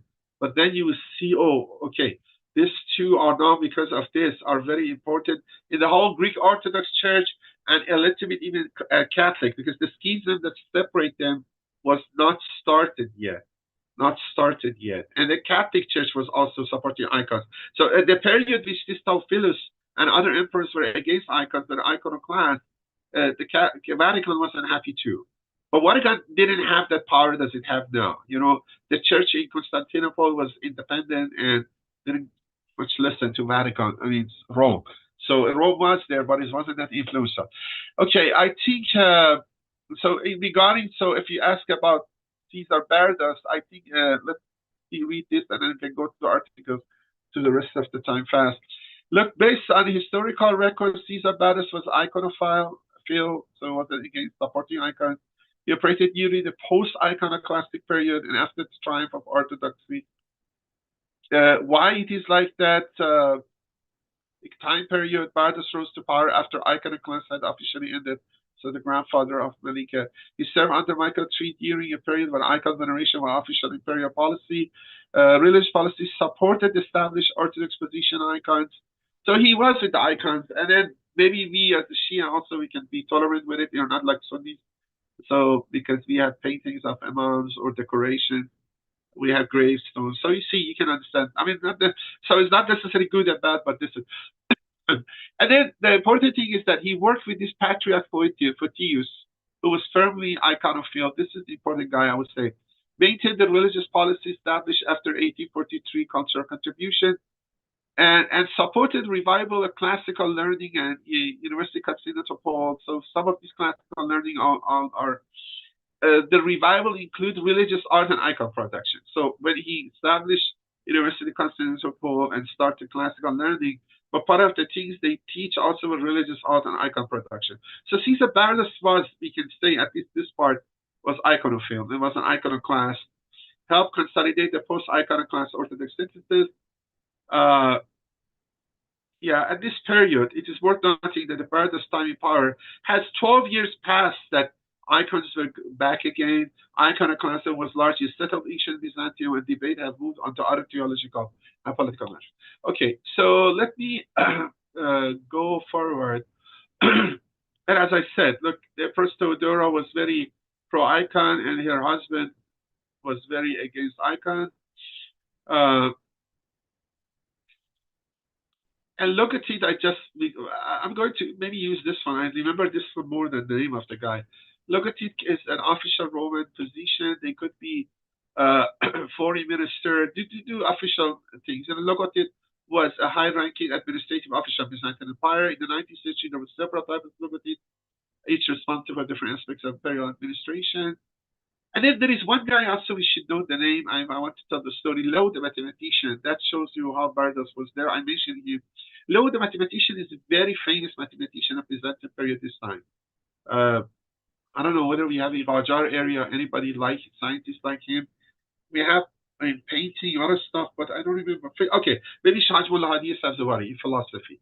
When we wanted to talk about Qajar period, I wanted to mention somebody scientist or very knowledgeable with Sheikh Hajmullah Hadi Sabzawari. But this guy is a mathematician, and you see he's more.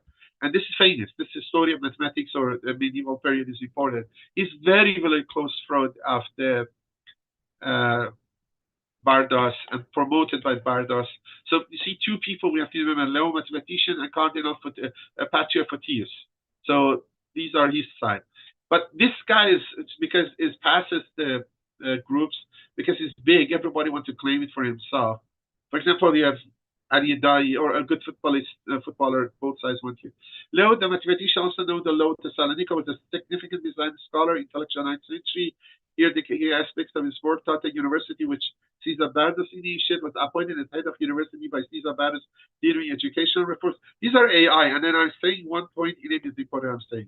Knowing for teaching private students before his official appointment, had a reputation for extensive knowledge that some claimed was supernatural. Okay, these are myths, but so again, maybe I read it too fast. Was appointed as the head of university by Caesar Bardas during educational reforms, known for teaching private students before his official appointment, had a reputation, extensive knowledge that some claim was supernatural, area expertise, mathematics, geometry, astronomy, philosophy, medicine. This astronomy, board is astrology, and then maybe they think he knows also about earthquakes too. Let's skip this one, but one of the important things is this. Political life served the during rise of Michael II, Theophilos, and Michael III, so all the three kings, was appointed Archbishop of Thessalonica. So he became also the bishop too, had connection with the Caliph Mamun, who allegedly tried to recruit him back up.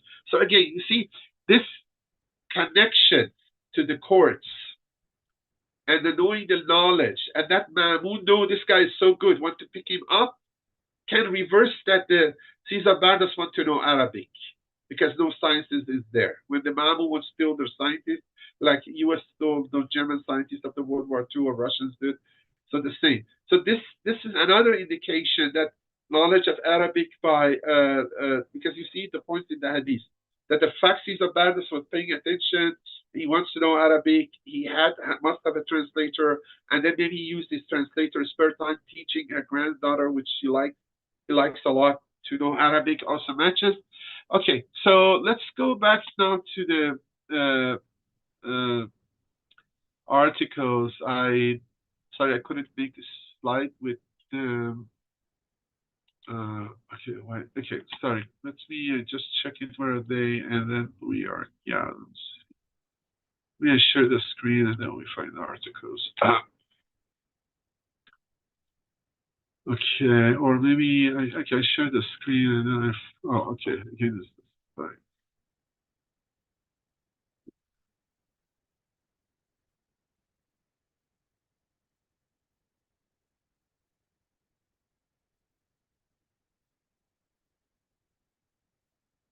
Okay, do you see the articles? Yeah. Yes. Yeah. Okay. Let me show you the articles, because I maybe, because time is short, I may cut through the articles, but I want to know the three articles. And then some of it I will say, some will go fast because we have at most half an hour. An ignored Arabic account of Byzantine royal women. That's the one we discussed last lecture. Mostly we go through it. But then there is a very interesting article, again, this it's this one. Caesar Bardas and the earthquake of Constantinople, the dry-wood depictions of even the Arabic and Byzantine sources. So here they're looking to that earthquake, because that earthquake is crucial. But earthquake is the type of event like eclipses, and even more than eclipses, you anticipate people record them. If an earthquake happens at that level, you must have a trace of it in the Byzantine documentation.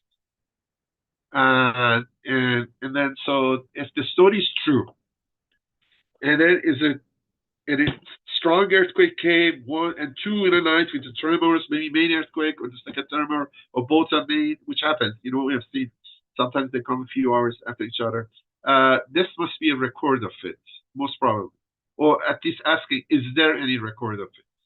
And there is another one which this produce a level of complication to the whole story, which I learned some of. Makes many things fit in the whole story, but I'm not sure we can go through this in detail. I will read the abstract of this one and go to the other one. Look, because of the rivalries and the groups which exist, the other group, they want to smear the image or make a very negative image of Caesar Bardas and Michael III for different reasons. They accused him of an illicit affair, but actually with the daughter-in-law of him. And then, and that illicit affair, I mean, the whole article was to show this nonsense or is not true and his accusation. And then, so let me be clear whom they accused. They accuse, and then although we have can't see whether this is affair or illicit or not, they accuse he's very fond of his daughter-in-law, and daughter-in-law is the wife of her oldest son, which passed away, and most probably maybe the mother of Malika, and that is, see, I have to put it because it's the third article, and a lot of work has gone to explain this, because I don't want to have time to this, but I should say that.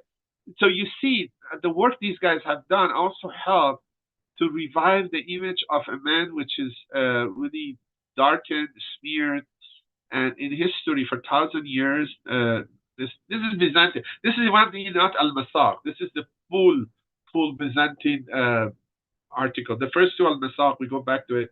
Byzanto-Slavica, is French, Slavsky. So let me read the abstract here, and then if I need, I will say it orally. Caesar Bardas' decade-long administration has been unanimously admired by historians, was accused of having an incestuous relationship with his widowed daughter-in-law. So whether this is, okay, not halal, okay, but it's not true. But they accused him. And why? Who did it? Logothetes and Patriarch Ignatius, remember, are the two opposite guys, provided some of the harshest criticism, going so far to publicly accuse Caesar. The struggle led to the murder of the former. He was killed, but we'll see why, and the eventual exile of the latter. The role of Theodosius played in accusing Bardas and relaying information concerning his illicit affair has hereto received little attention. Rather, previous scholarship has tended to focus on the conflict between Ignatius and Bardas. Mostly they focused here, or Basilus, the future emperor with the Bardas. But this guy is but this guy actually is the crucial one. The present study re-examined the evidence, analyzed the historical context in which alleged incestuous relationship was said to have occurred in order to counter the tendency among others of historical hagiographical works to tarnish Bardas' images, recreate a more authentic view of the figure. So this is the part. And then let me go back to, let me see the other article, what the abstract is, and maybe Vera has to explain what's going on. Okay. The other article, so the first article was Al-Masaq. The second article is in, again, Al-Masaq too. And then, as I said, both of them, one of them won the prize. And the abstract here also is interesting. But look, the narratives of the reign of the last Amorian Emperor Michael III and the government of his uncle Caesar Bardas were mostly uttered by the hostile Macedonian chroniclers. So this kind of explains what we saw about that accusation of illicit affair. Maybe I should have read this first, but anyway. Living in a century or so following the event they describe. Again, these are written 100 years after the event, and then they are the Macedonian dynasty. Macedonian dynasty ruled for a long time, and they always have to justify how they get the power by killing an emperor and his successor. So they killed two people to get the power. This fact poses considerable difficulties for the historiographical assessment of this period. Recently brought to scholarly attention, the Shia Arabic account has been presented in previous scholarship as a counter-narrative to Byzantine historians' portrayal of the period of interest. The present study sets out to first reappraise, in the light of fresh historical testimonies, the extent of Byzantine record affinities with this ignored Arabic account, and second, to gauge whether this Arabic evidence can be an aid filling the historiographical lacuna created by the Byzantine chroniclers and hagiographers. One-sided depiction of the late Amorian period. So they're one-sided, they're biased, they're against, for example, Pahlavi's history of Qajar was very biased, because Reza Shah make a coup against them, so always have to show Ahmad Shah was illegitimate, weak, and I'm justified, I'm savior of Iran.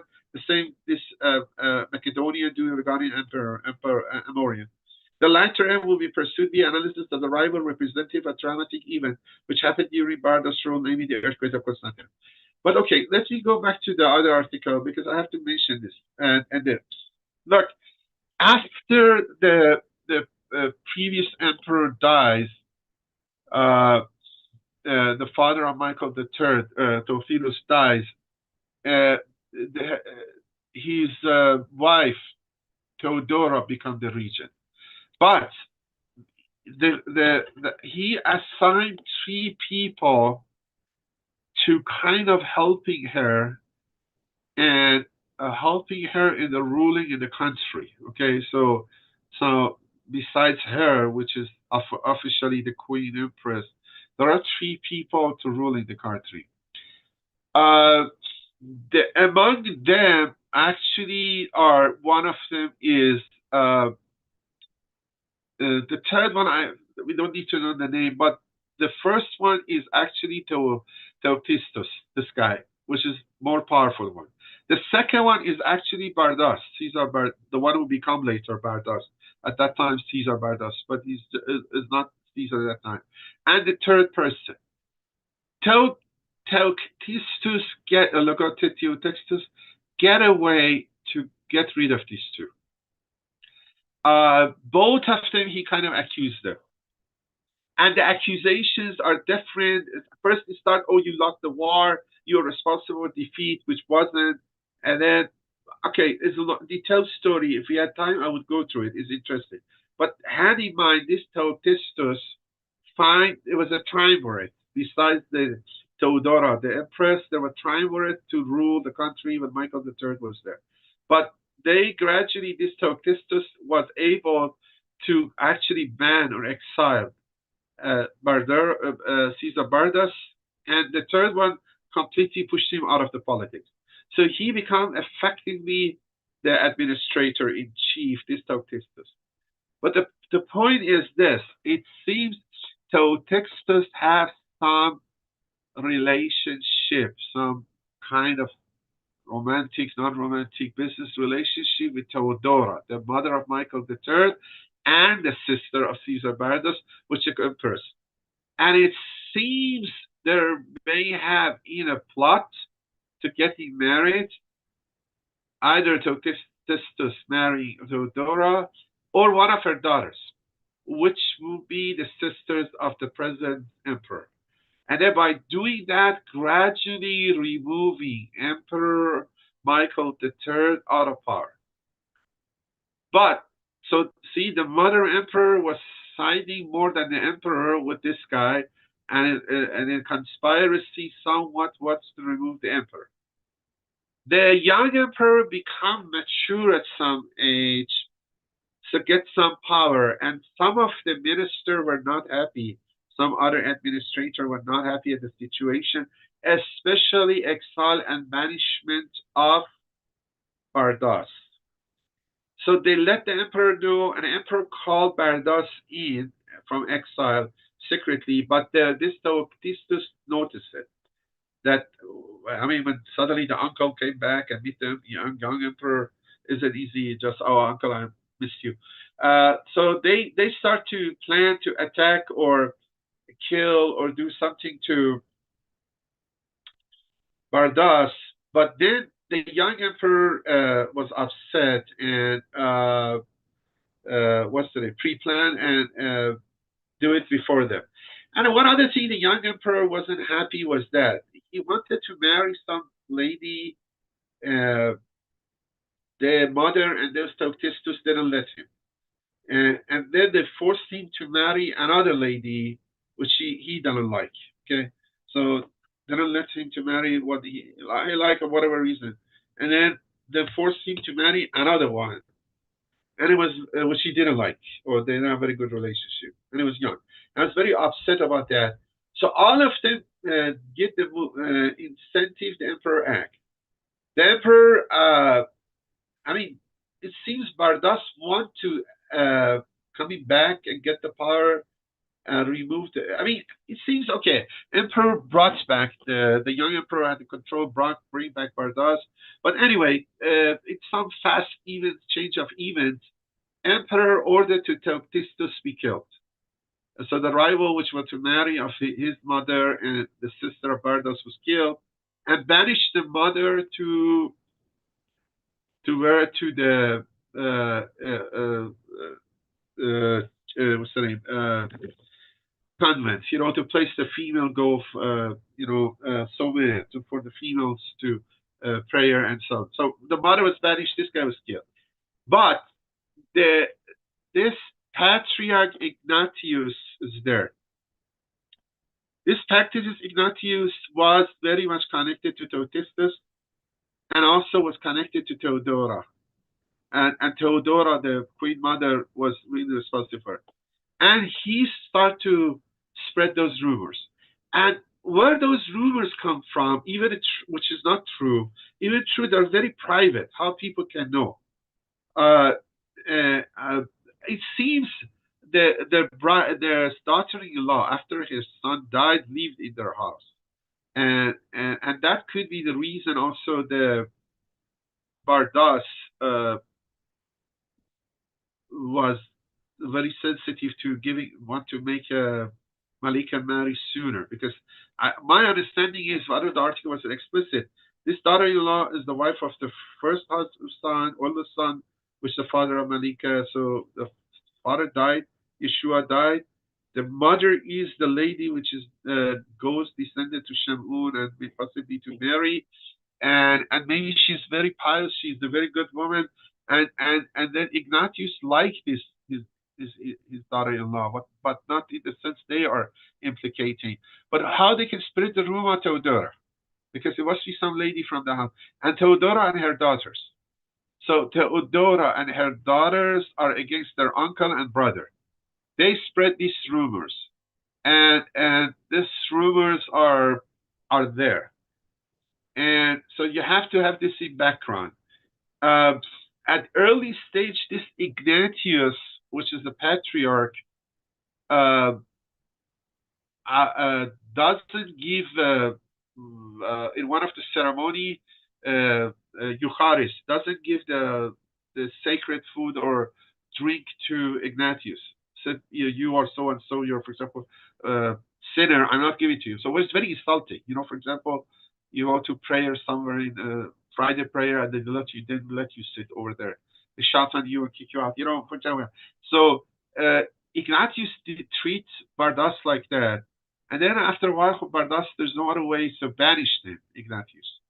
But the point is that Ignatius was banished, but came back later, and much of these stories, when Bardas was assassinated, killed, he came back, and then the whole stories are supporting Ignatius, Theoptistus, because the whole future dynasty was justified when they killed the Bardas and also the emperor. So have this all in background. So this is, I think, enough for the third paper.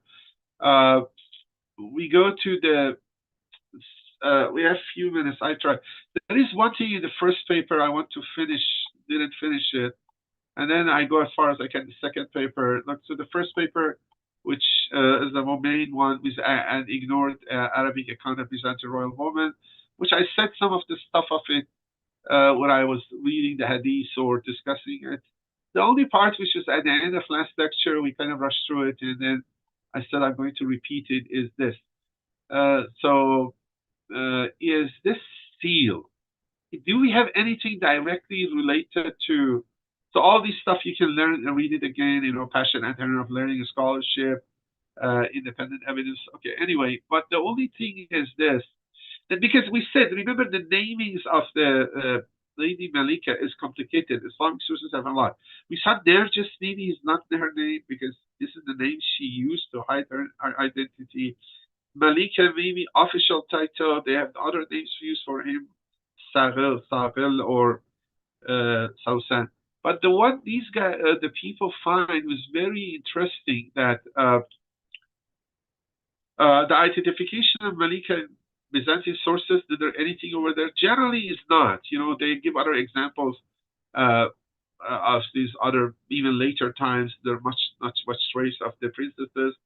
So they said generally we not expect likewise to have any information Byzantine sources from Malika, and then they add there is a possibility the equivocal term Malika is not the name of Al-Askari's Jariya. Jariya means the female slave, but rather her regal rank, as we said. It means princess, not the name. The sentence Ana Malika, I'm Malika could thus be translated I'm a princess. The fact that neither the name Malika nor the names associated with her in Arabic texts were common among aristocrat women of 19th century Byzantium, neither Malika nor Nargis were not very common. If you're aristocratic Byzantium woman, led us to consider this might be the case. It initially seems difficult, if not impossible, to find a Byzantine candidate identified with Malika. However, we come across of a special importance a 9th century lead seal. That seal. So some seal. Whose hitherto unidentified owner Maria appears to be identified Malika. So her actual name may be Maria or Miriam or Maria, and which is possible name. This still reads like this. We read it last time, but look, Theotokos, Mother of God. This was becoming the official title of Hazrat Maryam. For some, we call Hazrat Mahdi Abba Saleh. I mean, it wasn't very common Abba Saleh maybe 50, 40 years ago, but Qa'im, Abba Saleh. But anyway, what title use? Aid your servant. He's praying. And then, in her dream also, Hazrat Maryam coming order him. Sorry. So he's listening. Maria, the daughter of the Kaiser. If you see Caesar Kaiser, this word. Okay, we saw there were only 2 Kaiser in 9th century, and one didn't have a child, and that was the reason we find that Bardas is the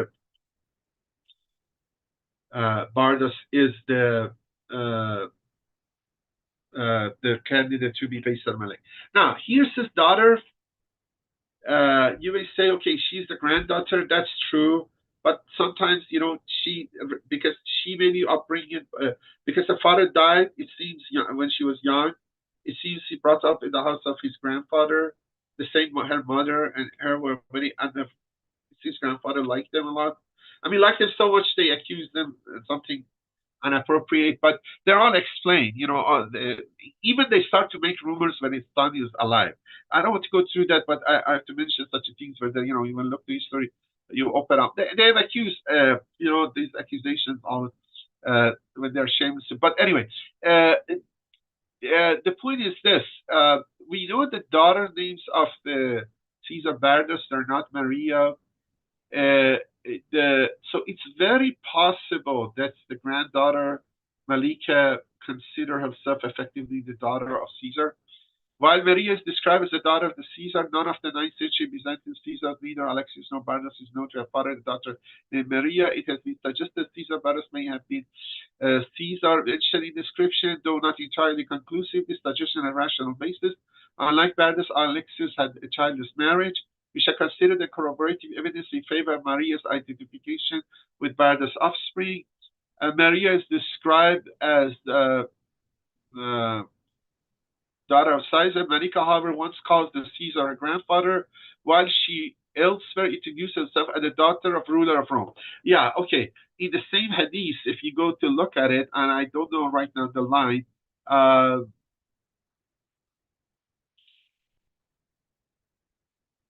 okay, what's the number? I have to look where it is, but maybe he had called Ibn Malikurum, and it's natural. Sometimes you daughter and granddaughter, your daughter in the same. The whole hadith says your daughter of Rasulullah, that I want to get you for the son of daughter of Shamun, for the son of Rasulullah. So the fact that maybe few generations passed doesn't change. So which is to say that she deployed the word daughter metaphorically. So it's most probable she doesn't have as much connection to her father, hasn't seen him, but it has lots of connection to grandfather. So it's natural if they made the seal for her, she keep it as like that. So most probably her name is Maria, and I think I agree with their evidence. Let's skip because at 9 o'clock I want to do the earthquake to a few minutes, and then I think we have the gist of 3 articles. I don't. The third one is really detailed, intriguing. It's a castle conspiracy, very, very interesting, but we cannot go through that. So regarding earthquake, look, there is a table. They got through that, very interesting. discussions and how, because look, earthquakes are interpreted. I put a table for you, and then I will do, this except, okay, look, earthquakes, how can be interpreted. I put it on the table because we don't have time. I will say anything I remember from the table, but then I think will be enough for our discussion. The table is interesting, and sorry. Okay, I make it also a little bit smaller too, that all of it be there. Okay, can do it. I think all of it is there. Look, earthquakes historically, even in our era, even in modern era Europe, sometimes have been understood as a wrath of God punishment. We had it in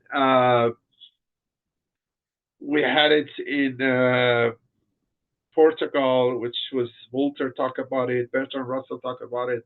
They claim it's a punishment, and people nowadays, even the earthquake in Syria and Iran, other places, some say because of sins and so on. That was very common. Happening there. Now, in the historical sources, which you see here listed on the left column, which we have Malika autobiography and Genesius, Theophanes, Pseudo-Simeon, Vita Ignati, and Tabari. We have sources referring earthquakes in that period, and really that period, 1860 to 1865, 66. One of the things we know, there were lots of earthquakes, and lots of interesting earthquakes. There, people are talking 40 days continuously earthquake were coming. They're talking an earthquake in a one night that twice shaken. One of them, it is, look this one, Pseudo-Simeon. One night there were great earthquakes, and Photius himself went up, this is the important one, went up to the ambo and said to stir up the people that the earthquakes had happened not because of a multitude of sin, owing to abundance of water. So he says one night there were great earthquakes, not one, few. And then the Archbishop Photius, which was the friend and close associate Bardas, have gone up on the pulpit, or ambo is a pulpit, and then saying these earthquakes are not because of the sin, they're not bad omen, but it's as a physical natural cause. Okay, this ceremony, which other people have recorded, is very unusual. All the scholars are usually say, okay, explain. We have it in Friday prayers, okay, because even U.S. because for example, I remember the fires in California. Some guys did because what's happening in San Francisco. These guys, anyway, they're happening from that. So people are talking about this kind of things, but he is very different. And then first people said, okay, because these are very classicists, they're university type, they're philosopher type. And this is other patriarch, but this is liberal, educated, modern one. Partially could be that, but this is exceptional too. And then you can say this could be the same earthquake, which twice in the same night of wedding happened. People will start to talk. People doesn't know that Malika saw those dreams. People really associated as a bad omen to Bardas. And especially, Bardas had enemies from clergy, enemies from administrators, enemies from government, and all are rumors against him, and they will use it against him. And even in the Hadith, there was a point, at least in other previous English translation, that my grandfather kind of doesn't recover from it. I may show it to you. So the fact that Photius is close friend, and maybe he's the one that, although Hadith says he told Bardas, okay, please do not force us to do the wedding ceremony. This is a sign of decline of Christianity or the royal religion. That's in the Hadith, but here we see he has gone to say this is natural causes. It's not blaming anybody. So maybe he's defending his friend or his mentor or supporter against the rumors against them. Okay, this is one thing. But the fact that these earthquakes throw things, this other one, continuous earthquakes shook and throw down to the ground. The following first on the day when our Lord said, they give the days.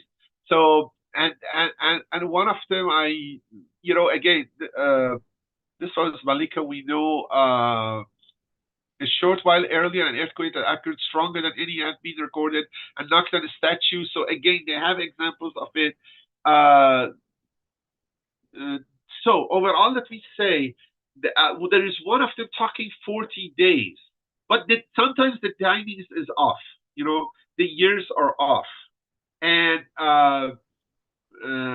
see, yeah, this one. At the beginning of August, the capital was shaken. So is capital shaken? Exactly, Constantinople. By violent earthquakes. The reason for tremors was nothing other than injustice and lawlessness practiced against the patriarch Ignatius. So this guy refers to earthquakes, but immediately makes a political thing. Like somebody in Iran, Friday prayer in Mashhad said, this is exactly because you have done that. Okay, earthquake come because of we allow for the music or something. Maybe I'm not saying. Anyway, the earthquake lasted for 40 whole days, and maybe they a little bit exaggerated. The tremors were going, but the other one had few earthquakes in one night. This one has a long earthquake, but the interpretation is totally against Bardas. But the fact of earthquake and that people using earthquake as some negative omen for Bardas makes sense. But let me read this. Vita Ignati is written later, was super against Bardas. The earthquake lasted 40 whole days. I was stopping to 4 minutes. The earthquake lasted 40 days, whole days, and curbed their cruelty and effrontery to such an extent that even the ruling powers made the public oath that neither the holy fugitive himself nor anyone found to be harboring him would be held responsible in the future, and that Ignatius would be absolved from guilt. They blame these earthquakes because they banished Ignatius, and remember, Ignatius is the one to make rumors against Bardas and all those stuff. So they seizing the moment but these are later stories written, twisting it. The fact of earthquake is true, but they're playing on it. Absolved from guilt, be allowed to settle down and disturb his monastery, and Bardas was overcome by demands of virtue, gave orders that be allowed to settle guiltless and free in his monastery, and immediately the earthquake subsided. Now this becomes now fiction. It says earthquakes were coming, 40 days were coming because of sin, and then the people went to the Bardas and saying, okay, Bardas, you should bring Ignatius back. And then when the moment they bring Ignatius back and Bardas give his position, earthquake stopped. So this is not true. So you see, again, like anything, history and fiction and science is mixed together.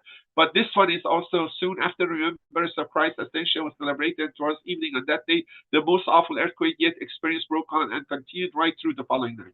So this again, another source, another way. So you see, they're talking about earthquakes, many earthquakes, very shaky earthquakes. This was in capital. The important thing is in capital, and then they give some features in it. There is also a record by Tabari, which the author of the article mostly used that. Tabari says it is reported in Shawwal of this year, which 1860, an earthquake and tremor killed many people in Antioch. But this is Antioch; it's not the capital yet. But okay, earthquake could be large, and then this side Muslims recorded, like in Syria recorded the earthquake, in Turkey recorded the earthquake. 1,500 homes and about 90 towers along its walls collapsed as a result, and river disappeared, and distance of a farsakh, it was not known where the waters vanished. Okay. The reason the authors, they like this explanation, Tabari, which is in 1860, in my opinion, a little bit early, and in Antioch, which is far away, is that it's describing disappearance of rivers and waters. And actually, in other description, in one of these descriptions, we have the same thing.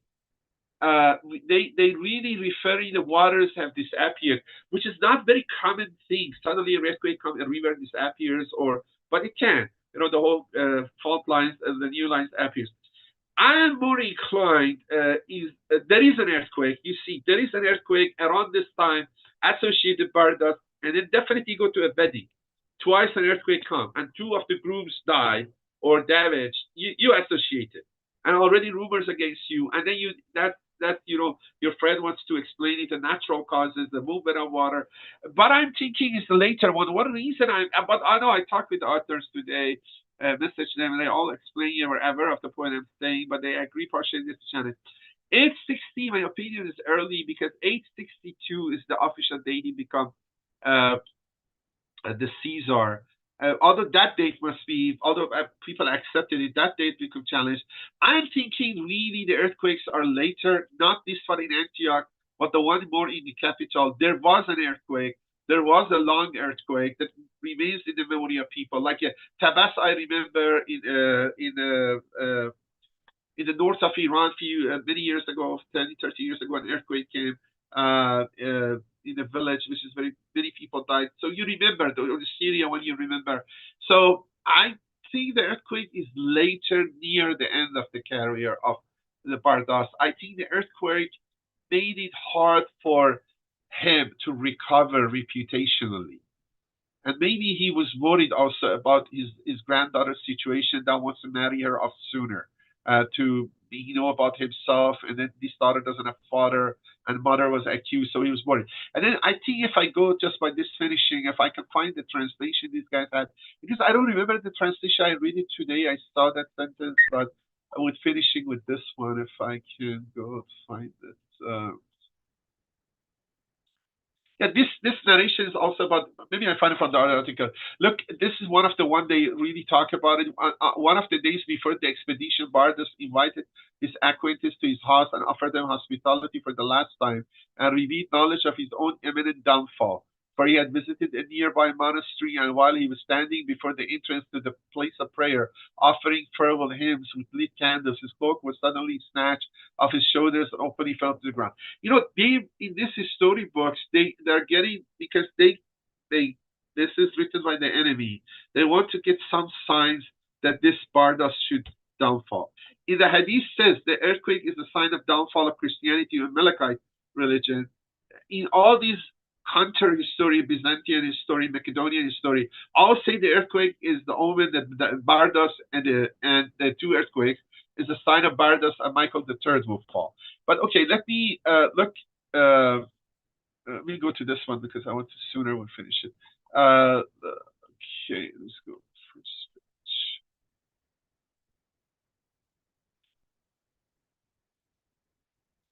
Yeah, look, the last sentence. Look, this is I didn't remember I did it read it today, but they put it in the Hadith. Look, the groom brother was summoned to sit on the throne and to marry me, but the earthquake disturbed the ceremony for the second time. The ceremony ended, but the scandal ruined the Caesar reputation. So I think this matches. This is from Hadith. This is from Malika Hadith. This matches that the earthquake must be a late earthquake and really tarnish the damage. Because imagine it's hard to escape out of it. It's bad luck or whatever. He's a good man. He's a pious man. But it's mostly people. Because it's your wedding ceremony, obviously, maybe they consider some. Depends how they look to you. If they like you, yeah. But if generally there are some rumors against you, and this happened to you, it stick to you. And then actually, the Hadith said he couldn't escape his tarnished reputation, and I think that caused his downfall. So let me finish it. Many of the things in the Hadith we find in the historical records, very good. An earthquake is there. This type of earthquake, in those 5 years, you see a lot. We know there are fault lines. Earthquakes that people say come in 40 days or few strong earthquakes in one night, and earthquakes associated to the Bardas. People somehow associate to Bardas in these history books. All is there, but is it 860? I don't think so, because 860, maybe it's the same earthquake, but I think it's early and it's Antioch. And then the ones, but maybe all the same. Maybe they're not 5 earthquakes. Everybody writes it the same, but the year a little bit off, maybe because 862, but if it put 862 aside, it's okay. Okay, I will stop here. I know really for your patience, but I think these 3 articles are very interesting. I said, give you a more detailed report.